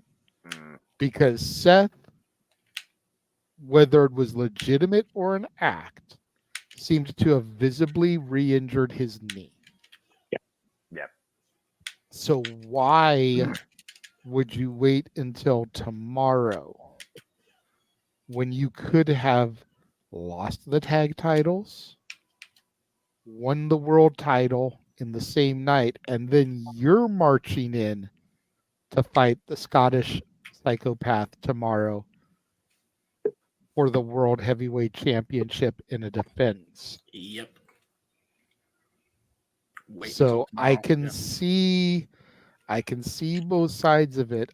I wouldn't go as far as to say Priest was stupid, but I feel the Judgment Day has a plan. I'm gonna say it's a plan. He's not stupid for two reasons. Number one, Judgment Day had kind of a rough day today. Other than Rhea, as expected. That's constant. They can recover with Damian Priest doing his thing. Number two, where was Seth Rollins in placement of matches tonight? Main event. Last match. Who did Seth Rollins get whooped on by tonight? The Rock and Roman Reigns. Rock. What was the enduring memory as we faded to black?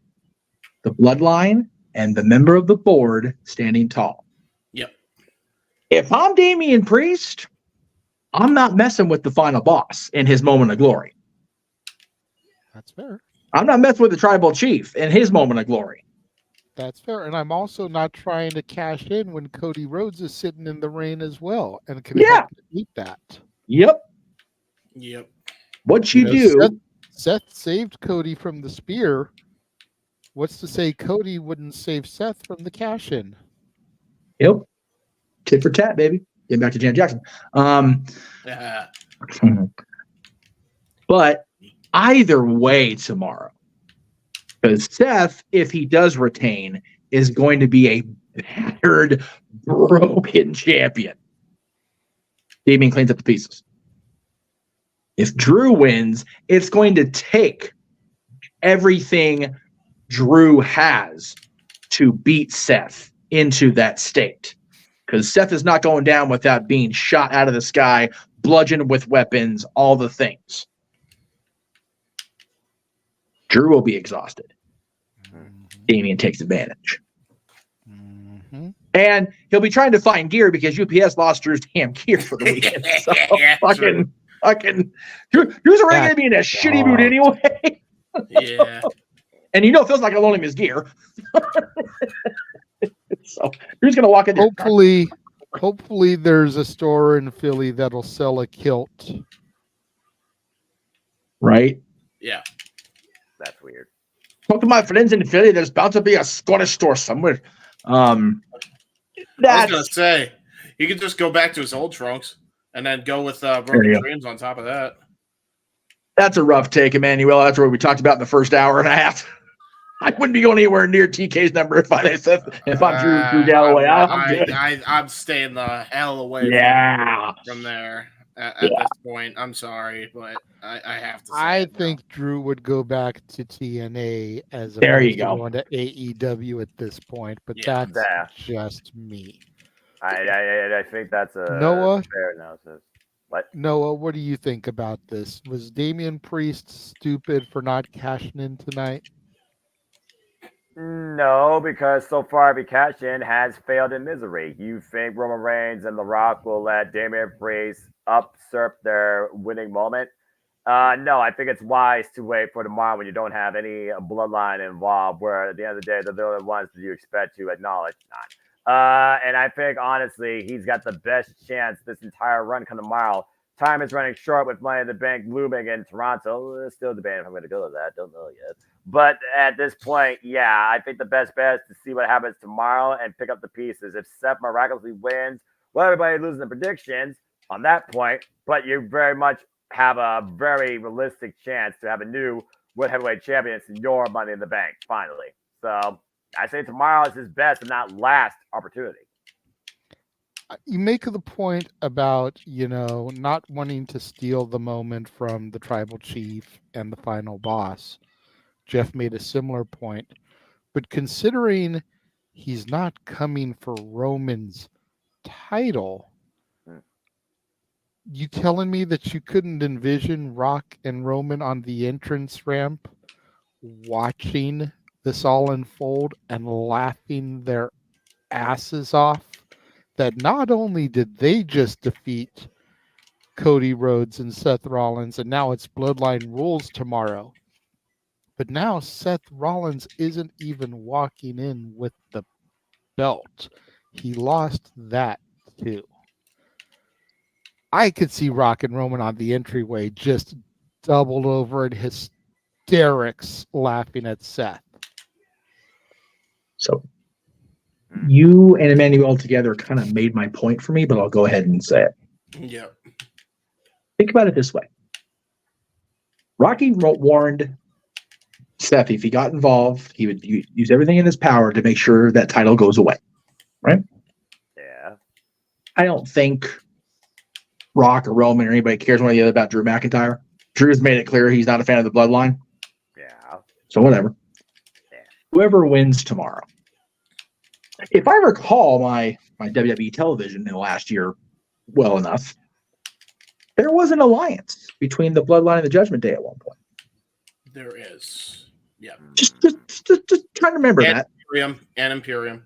I also remember much more vividly, because it was only a night ago, Paul putting Rhea Ripley over like friggin' Rovering about getting to work with her on the regular.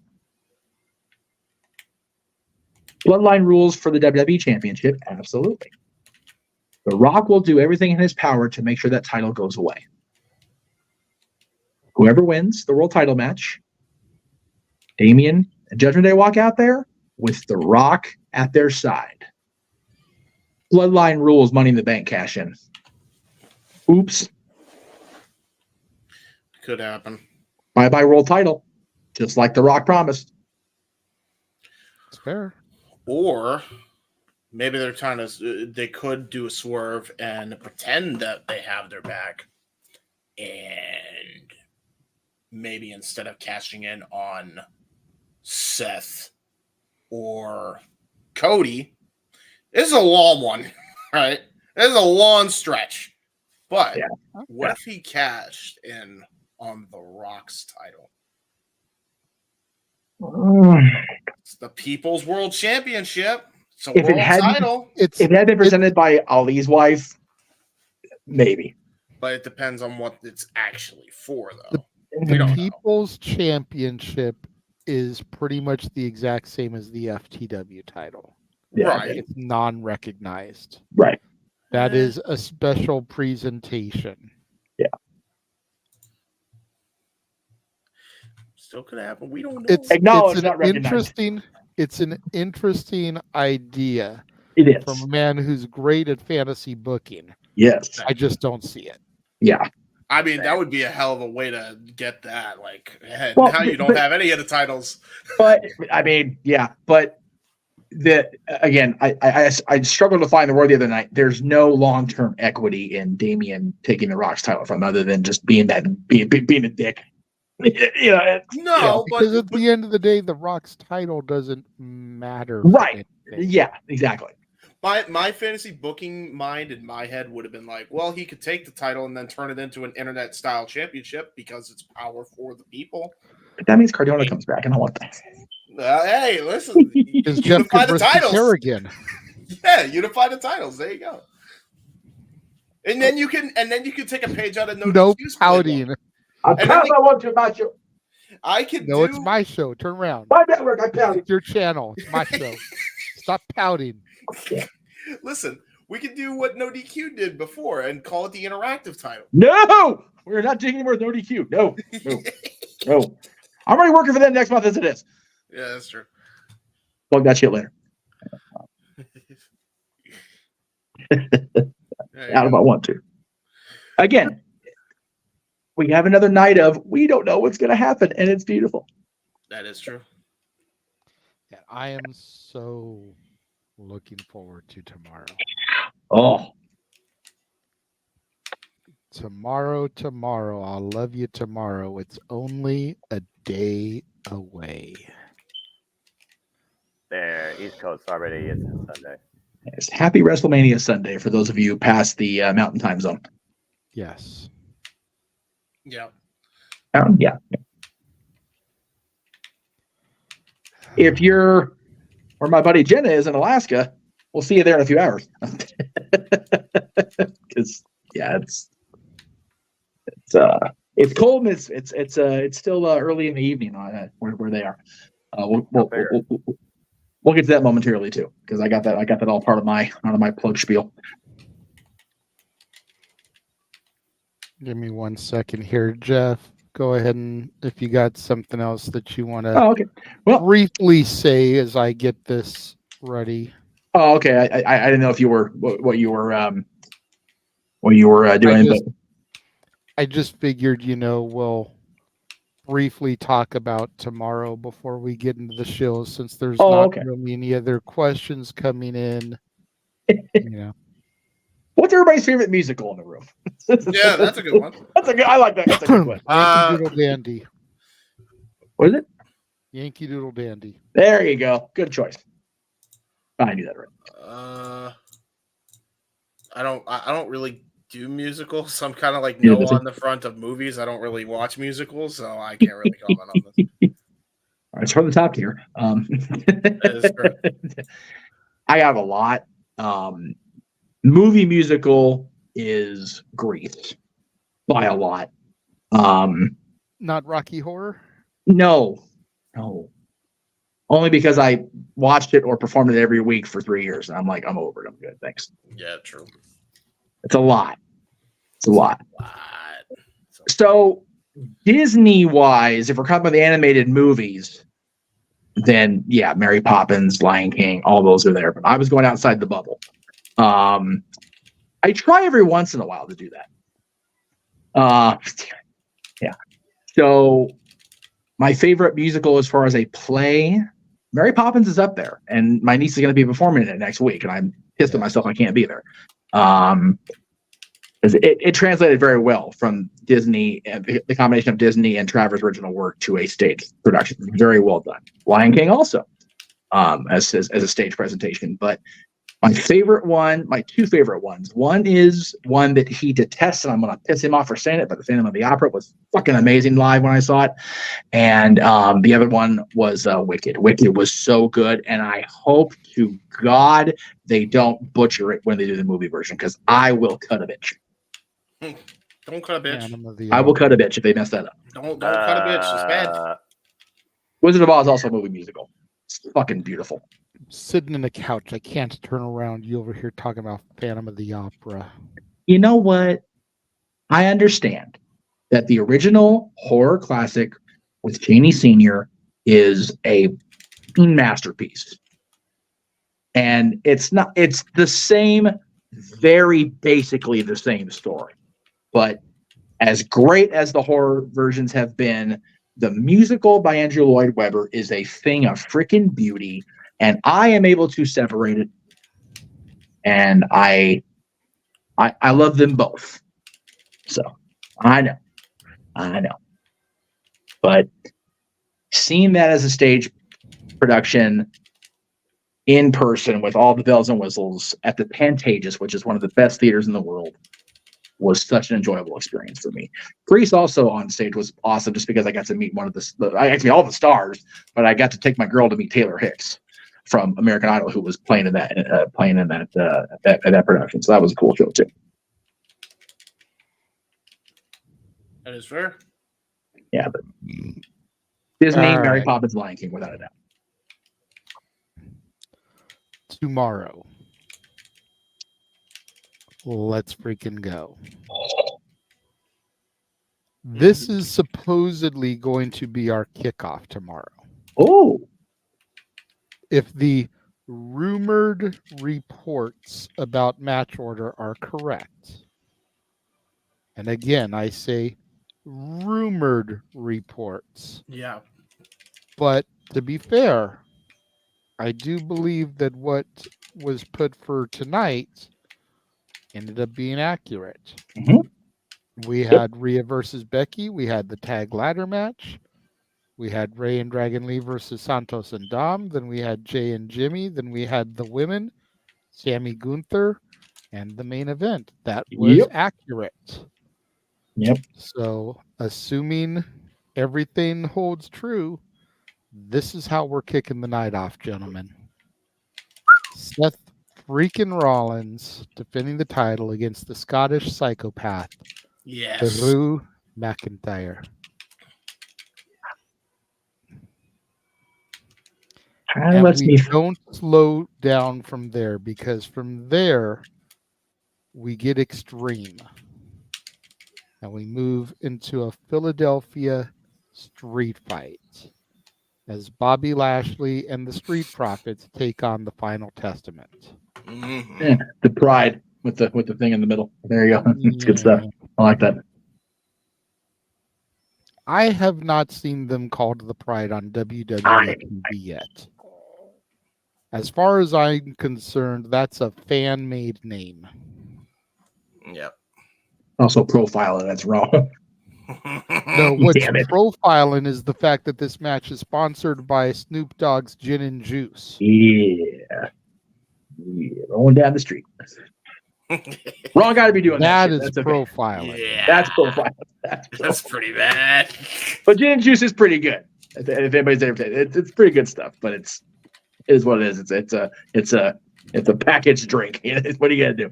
From there, we go to a match that I know intrigues me.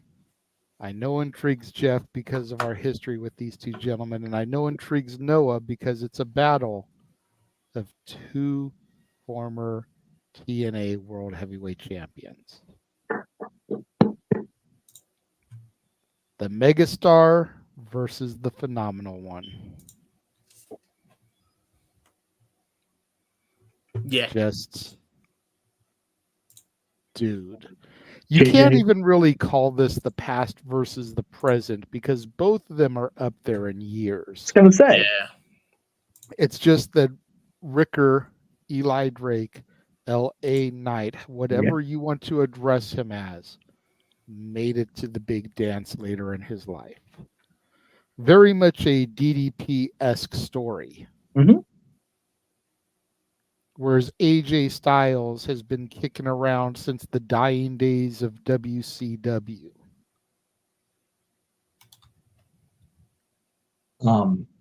This is our indie fandom prior to stopping attending and regular colliding, dude.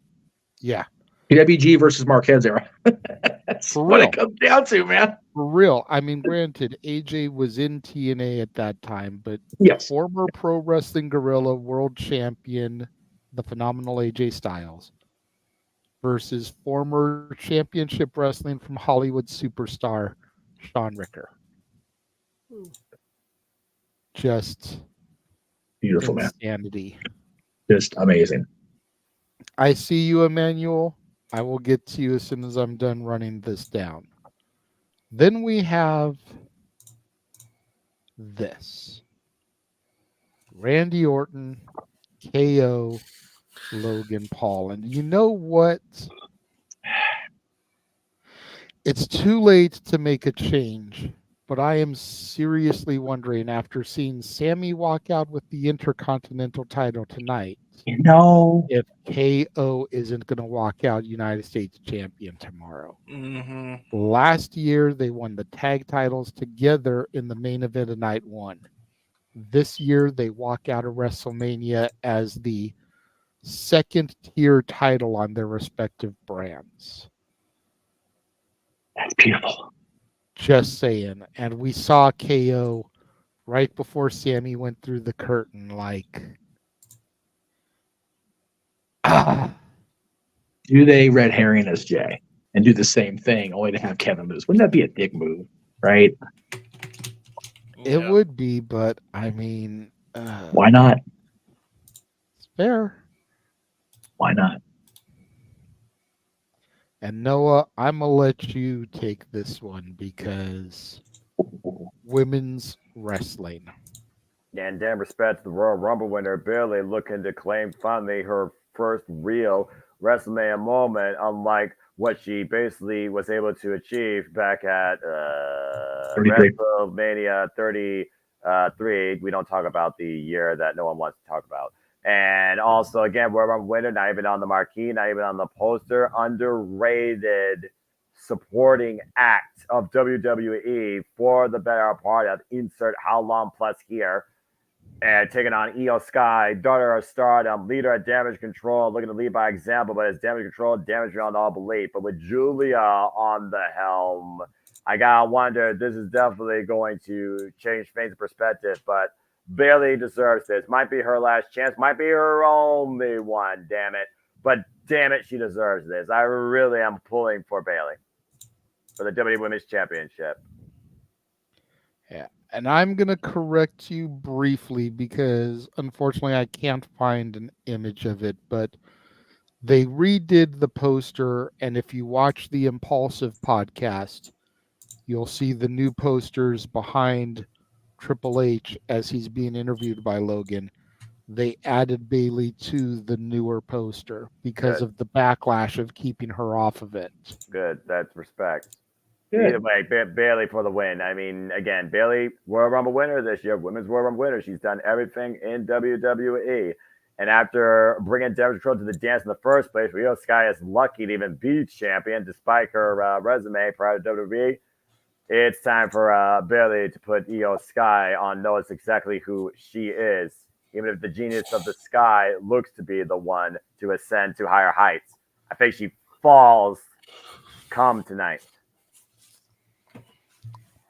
And then our main event. Finish your story, damn it! I can't even scream. That's how tired I am. After seeing what we saw tonight, after knowing the rules for tomorrow, does Cody go from undesirable to undeniable? Or Does the new reign of terror continue on his way to eclipsing Hogan with roughly 160 days left to go? That's not an exact number. It's a rough number. To hell with records. Enough of the freaking madness. The fact that this freaking man, 159 is the I date. don't care if it's 9.5 days and 2 moons and sunlights, damn it. I've had enough of this shit. The fact that this man actually been going this long, and I honor the fact that he's been on medicine because he still faces the capital C to this day that's claimed many a man that were unable to face it. Cody Rhodes deserves this win. Damn it! James? I'm not convinced until I see it for myself. I mean, that's fair. I mean, I was telling Natalie, who's gone back home because she needs to get some practice in for Mary Poppins. She won't be here tomorrow, unfortunately. But I was telling Natalie as we were walking from the car to the apartment about the passionate speech that I gave on Simply Predicting Noah, where I made all of the analogies. You know, Babe Ruth is stepping up to the plate. Do you bet against him hitting a home run? When Wayne Gretzky touches the ice, do you bet against him scoring a goal? When Tom Brady steps on the gridiron, do you bet against him throwing a touchdown pass? Kobe Bryant steps onto the court. Do you bet against him scoring a bucket? When Ali steps in the ring, do you bet against him losing? Why are you going to bet against Roman Reigns? Until that belt comes off of his shoulder, you can't bet against him. I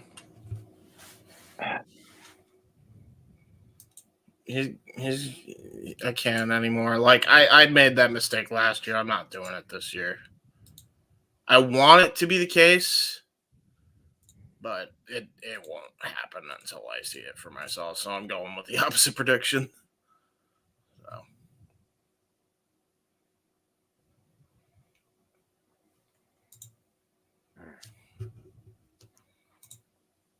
I'm going to put an image in the... Oh, go ahead. Sorry. Go ahead. No, go ahead. I was going to address the super chat. I'm putting an image in the studio. Do not post it. We will talk about it off air. Okay. $2 super chat from Emmanuel. Thoughts on the sponsorship throughout the night? You know, I mentioned the fact that the Bobby Lashley Street Profit match is sponsored by Snoop Dogg's Gin and Juice. You know, the LWO match was sponsored by Aguas Frescas. I'm just...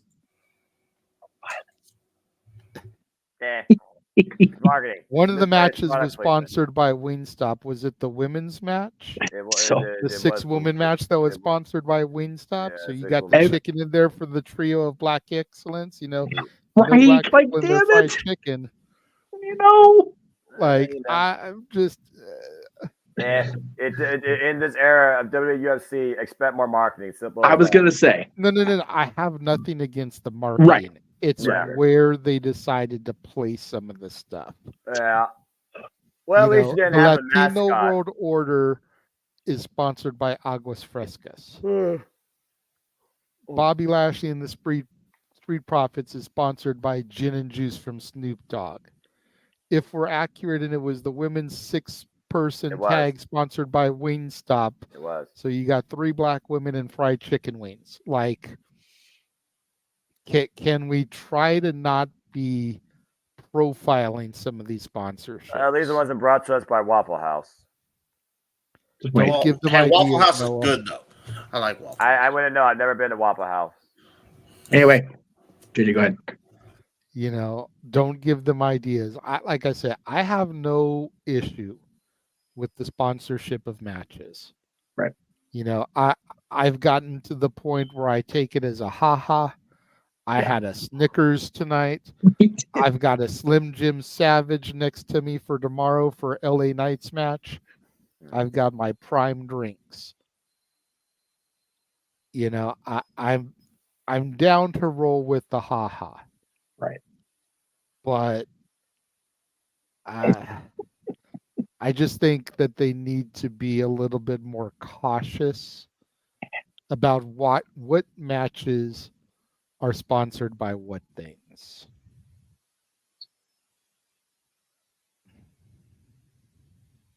The vodka, which is basically freaking what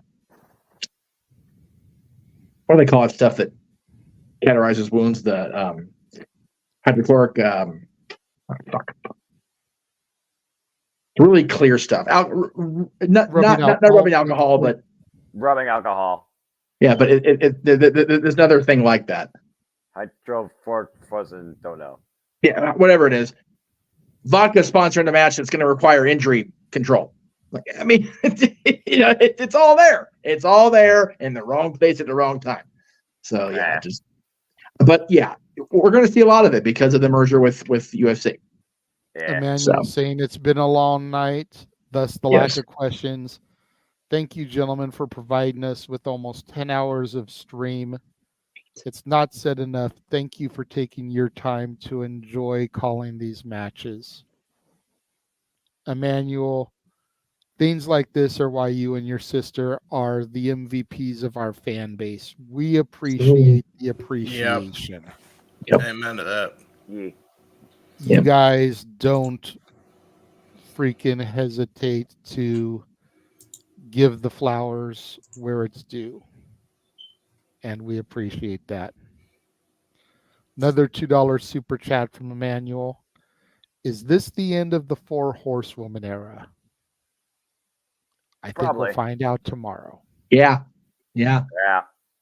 Becky's last moment, Becky's last stand, Charlotte injured, and the other ones in a different era. I think even if Bayley wins, we can probably, keyword probably, say that yes, we are at the end of it. Because if we want to be honest, Bayley never got the flowers that the other 3 did. Correct.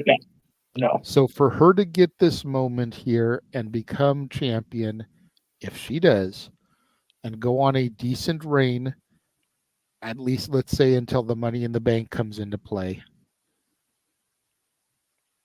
I think that's,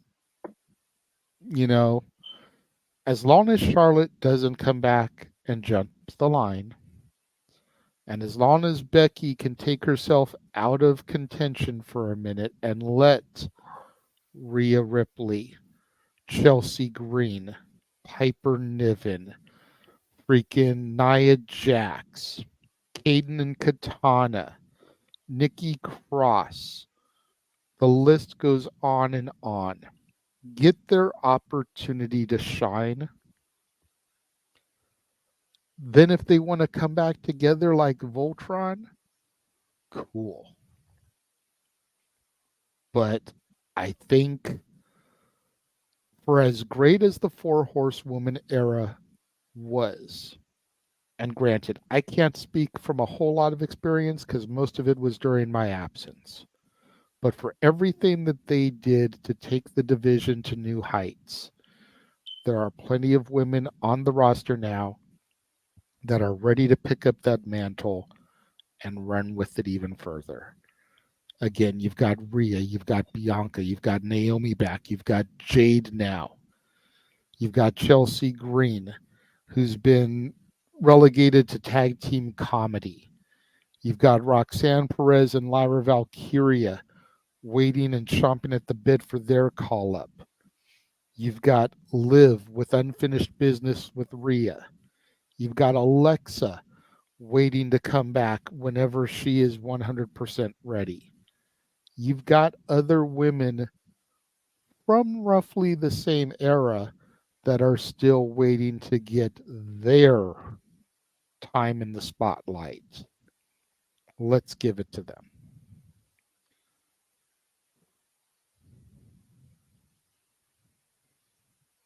I even if Charlotte returns strong, figure Becky's looking like it's done.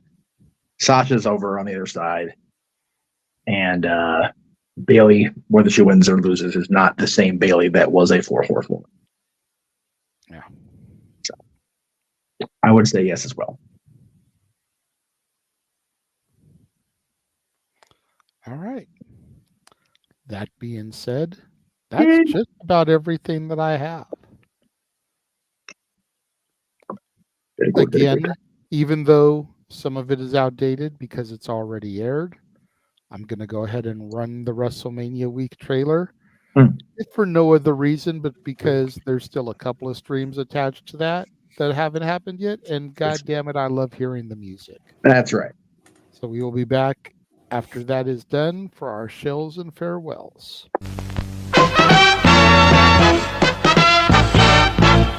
And now, preview time. So let's take a look at what's coming your way.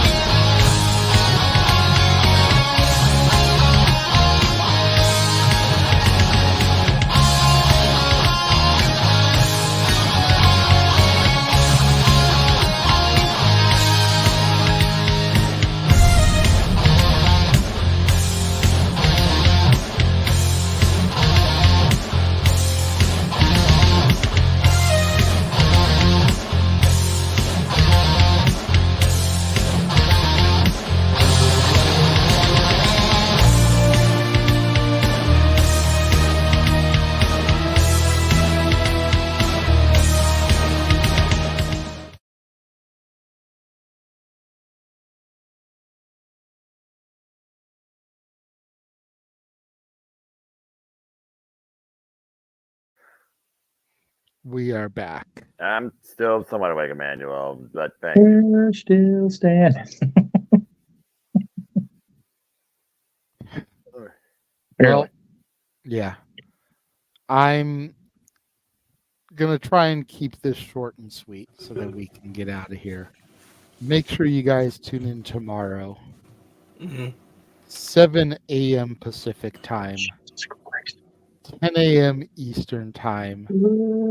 As James and I host our coverage of the Slammy Awards. Yes, sir. Yes, sir. Jeff may or may not be on screen for that one. It just kind of depends. He's more than welcome, of course. It'll basically be like our Hall of Fame coverage. Yeah. You know, it's not like we're doing major calls or commentary or anything. And then, of course, the festivities continue 2 o'clock Pacific, 5 o'clock Eastern for night 2 of WrestleMania. We will then be back immediately following Meech's musings. So 5 o'clock Pacific, 8 o'clock Eastern on Monday for the Raw after Mania.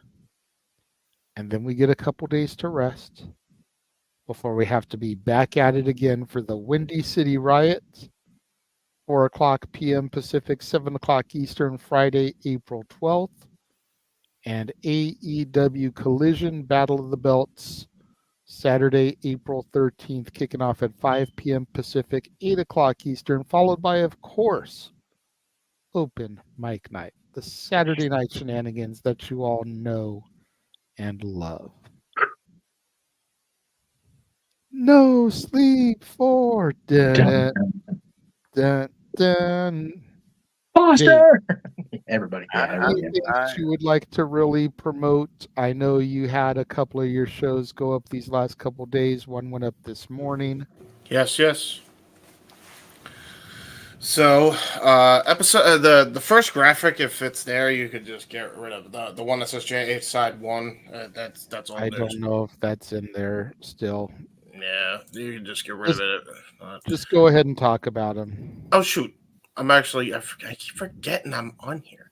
Okay, first time you find me here. Go find me. Do the thing because it's too late to do the full thing. And then I talked about Punk in more detail. We did a whole 3-hour podcast about it. Me and my friend Ryan. So it was covered. It was covered. Uh-oh. Wait a minute. We have somebody in. JJ. Somebody has arrived. I was going to say finish your show first, but... that's fair. I'll finish my show. But yeah, not the right one. But yeah, do that. Go and check that out. It's episode 14. It's up there now. Because of the impromptu podcast that I don't really think I'd have to do, which is covering that situation. Apparently, that might not be the only time I cover it. Unfortunately, because news just dropped, but we'll leave that where it is. It's not as bad as you think. Just keep going. Okay. The legacy of the Dragon Ball creator and artist Akira Toriyama and the Will Smith Done with Jada podcast will now be postponed a week, and it will be a double upload week for the Jaden side of things. So be on the lookout for that, and yeah, check out my uncle's documentaries, trailers. Check it out. Scan the QR codes 1 and 2. There you go. Woo. Scan the QR codes. Scan the QR codes right now. I have no friends. Greatest commercials ever. I don't give a shit. They were very good. Oh, I heard it. Teleporting in via the Morphin Grid. Datilla is here. I came to back up Noah, but I don't think he needs my help anymore. He going night-nights. Noah!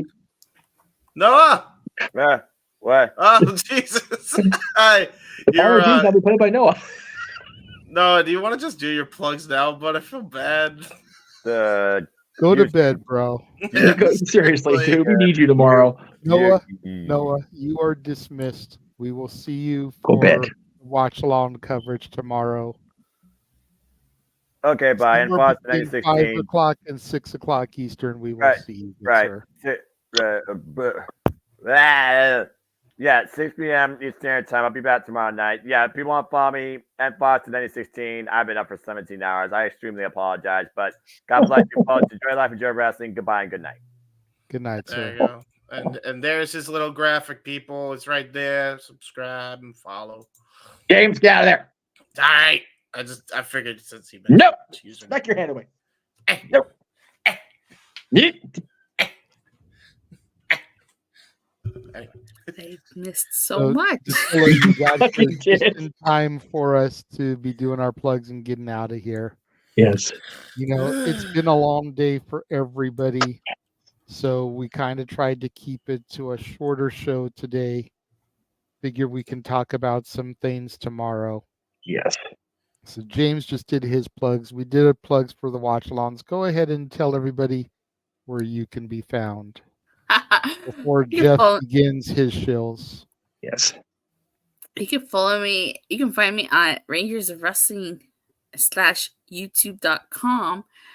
I go live every Monday, Wednesday, Friday. And for all things TNA, you can find me on Body Slam every Thursday. Now, I know I'm supposed to do NXT today, but stuff happened. I only saw like 3 matches, so that that review should be out. That review will be happen tomorrow before WrestleMania night 2. Yes. And just to make JJ happy. You see, he can't make me happy, but I could make him happy. We're gonna be doing not a simulcast, but I'll be joining Josh on A Plus Hero Report to talk NXT just after Stand and Deliver, but not on a weekly basis. So enjoy it while you can. Yeah, that's right. That's right. We need more Datilla covering NXT.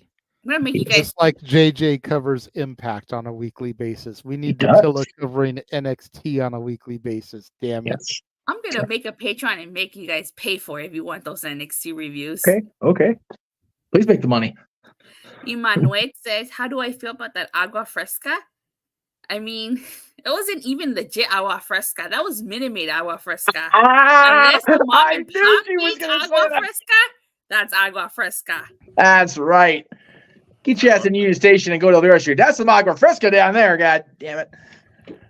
That's funnier than shit. So glad I only know Aquafino. What are we talking about? I kept thinking, you know what? about He's gone now. Damn it, James, you fucking idiot. I know. Sorry. They see James on here. He be writing. Hey, happy Autism Awareness Week, guys. It's month, Autism Awareness Month. You gotta light it up, Blue. Yeah, that's right. Autism Oh Awareness. my god. Oh my god. I can't. I fucking can't, you guys.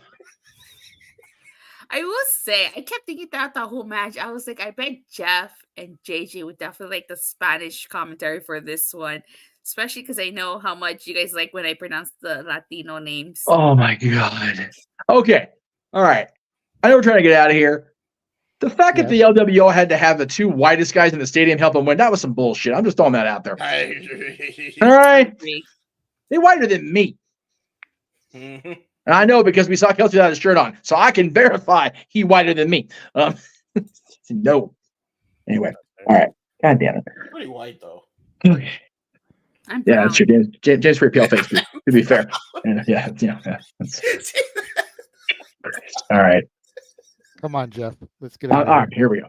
First of all, I want to say congrats to my buddies. They should be going on stage right about now, if not in a couple hours from now. They're in Alaska. Look at that. That is just amazing. It's God's country, as Jenna put in her caption. Damn, that's fucking awesome. I love that. Paradise Kitty in Alaska. If you're in Anchorage tonight and you're watching us, God bless you because it's colder than fuck. Go watch Paradise Kitty if you're there. Come see my buddy Ariel Belvalere at the Bourbon Room Tuesday night. And after conversations and all the things, in addition to the watch alongs you promoted and the one for TNA on May 3rd, I can confirm May 4th will be a Star Wars day across the multiverse of media. We have Backlash, of course. Dad's on Wrestling Throwbacks between Backlash and Open Mic Night, and then Open Mic Game Night Star Wars Trivia. That is now confirmed. I had 2 graphics ready to go. One was going to be if I wasn't Galaxy's Edge. One if I wasn't going to be. I'm not going then. So I will be recapping Backlash for No DQ after our coverage. Then we'll re-air the Dad's episodes that we've had go up in the last 4 years about the Star Wars saga. And then we will have Star Wars Trivia throughout Open Mic Night on May 4th. So just a little bit of a teaser for May because I did have it confirmed what my status would be for that day. Okay. That was it. Right. Meetings will be back on Monday like we talked about, but I have no idea what I'm going to talk about yet because we haven't had WrestleMania finished yet. That's fair. So that's pretty much going to wrap things up then for this edition of the Saturday Night Shenanigans that are Open Mic Night. Where did the general Open Mic Night image go? Did it get deleted for this other stuff? I don't see it. Not by me. I didn't do Not it. by me. I didn't do it. James, did you? Hang on. What did I do? What did I do? You did something. Did I do something? I didn't do nothing. It's okay. I put in me to throw up. I put in. Here come. No, that's the wrong one. Piss on that shit. Don't show that one. Oh no! I'm sorry. God damn it! No, it's not your fault. It may have been me, but I don't think it was me. I didn't touch nothing. I was on Twitter. Well, blame me for that then. That's what you get for being on Twitter. Yes, Emmanuel, we will have a discussion point like we did with the CM Punk thing. Yeah. Tonight, tomorrow after WrestleMania. We will also allow you guys to get some questions in. Like I said, I'm keeping tomorrow to 2 hours, so there it is. It will be a short and sweet. Okay.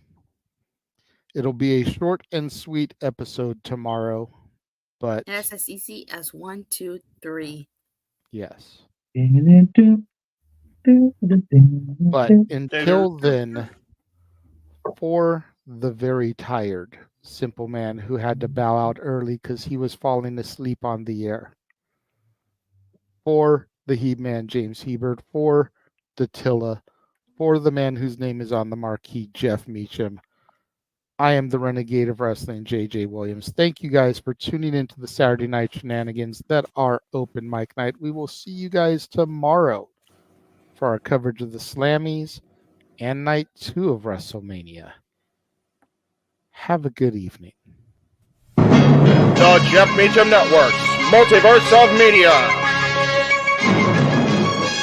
For over 15 years, the recognized symbol of excellence and the standard bearer in coverage of sports and entertainment.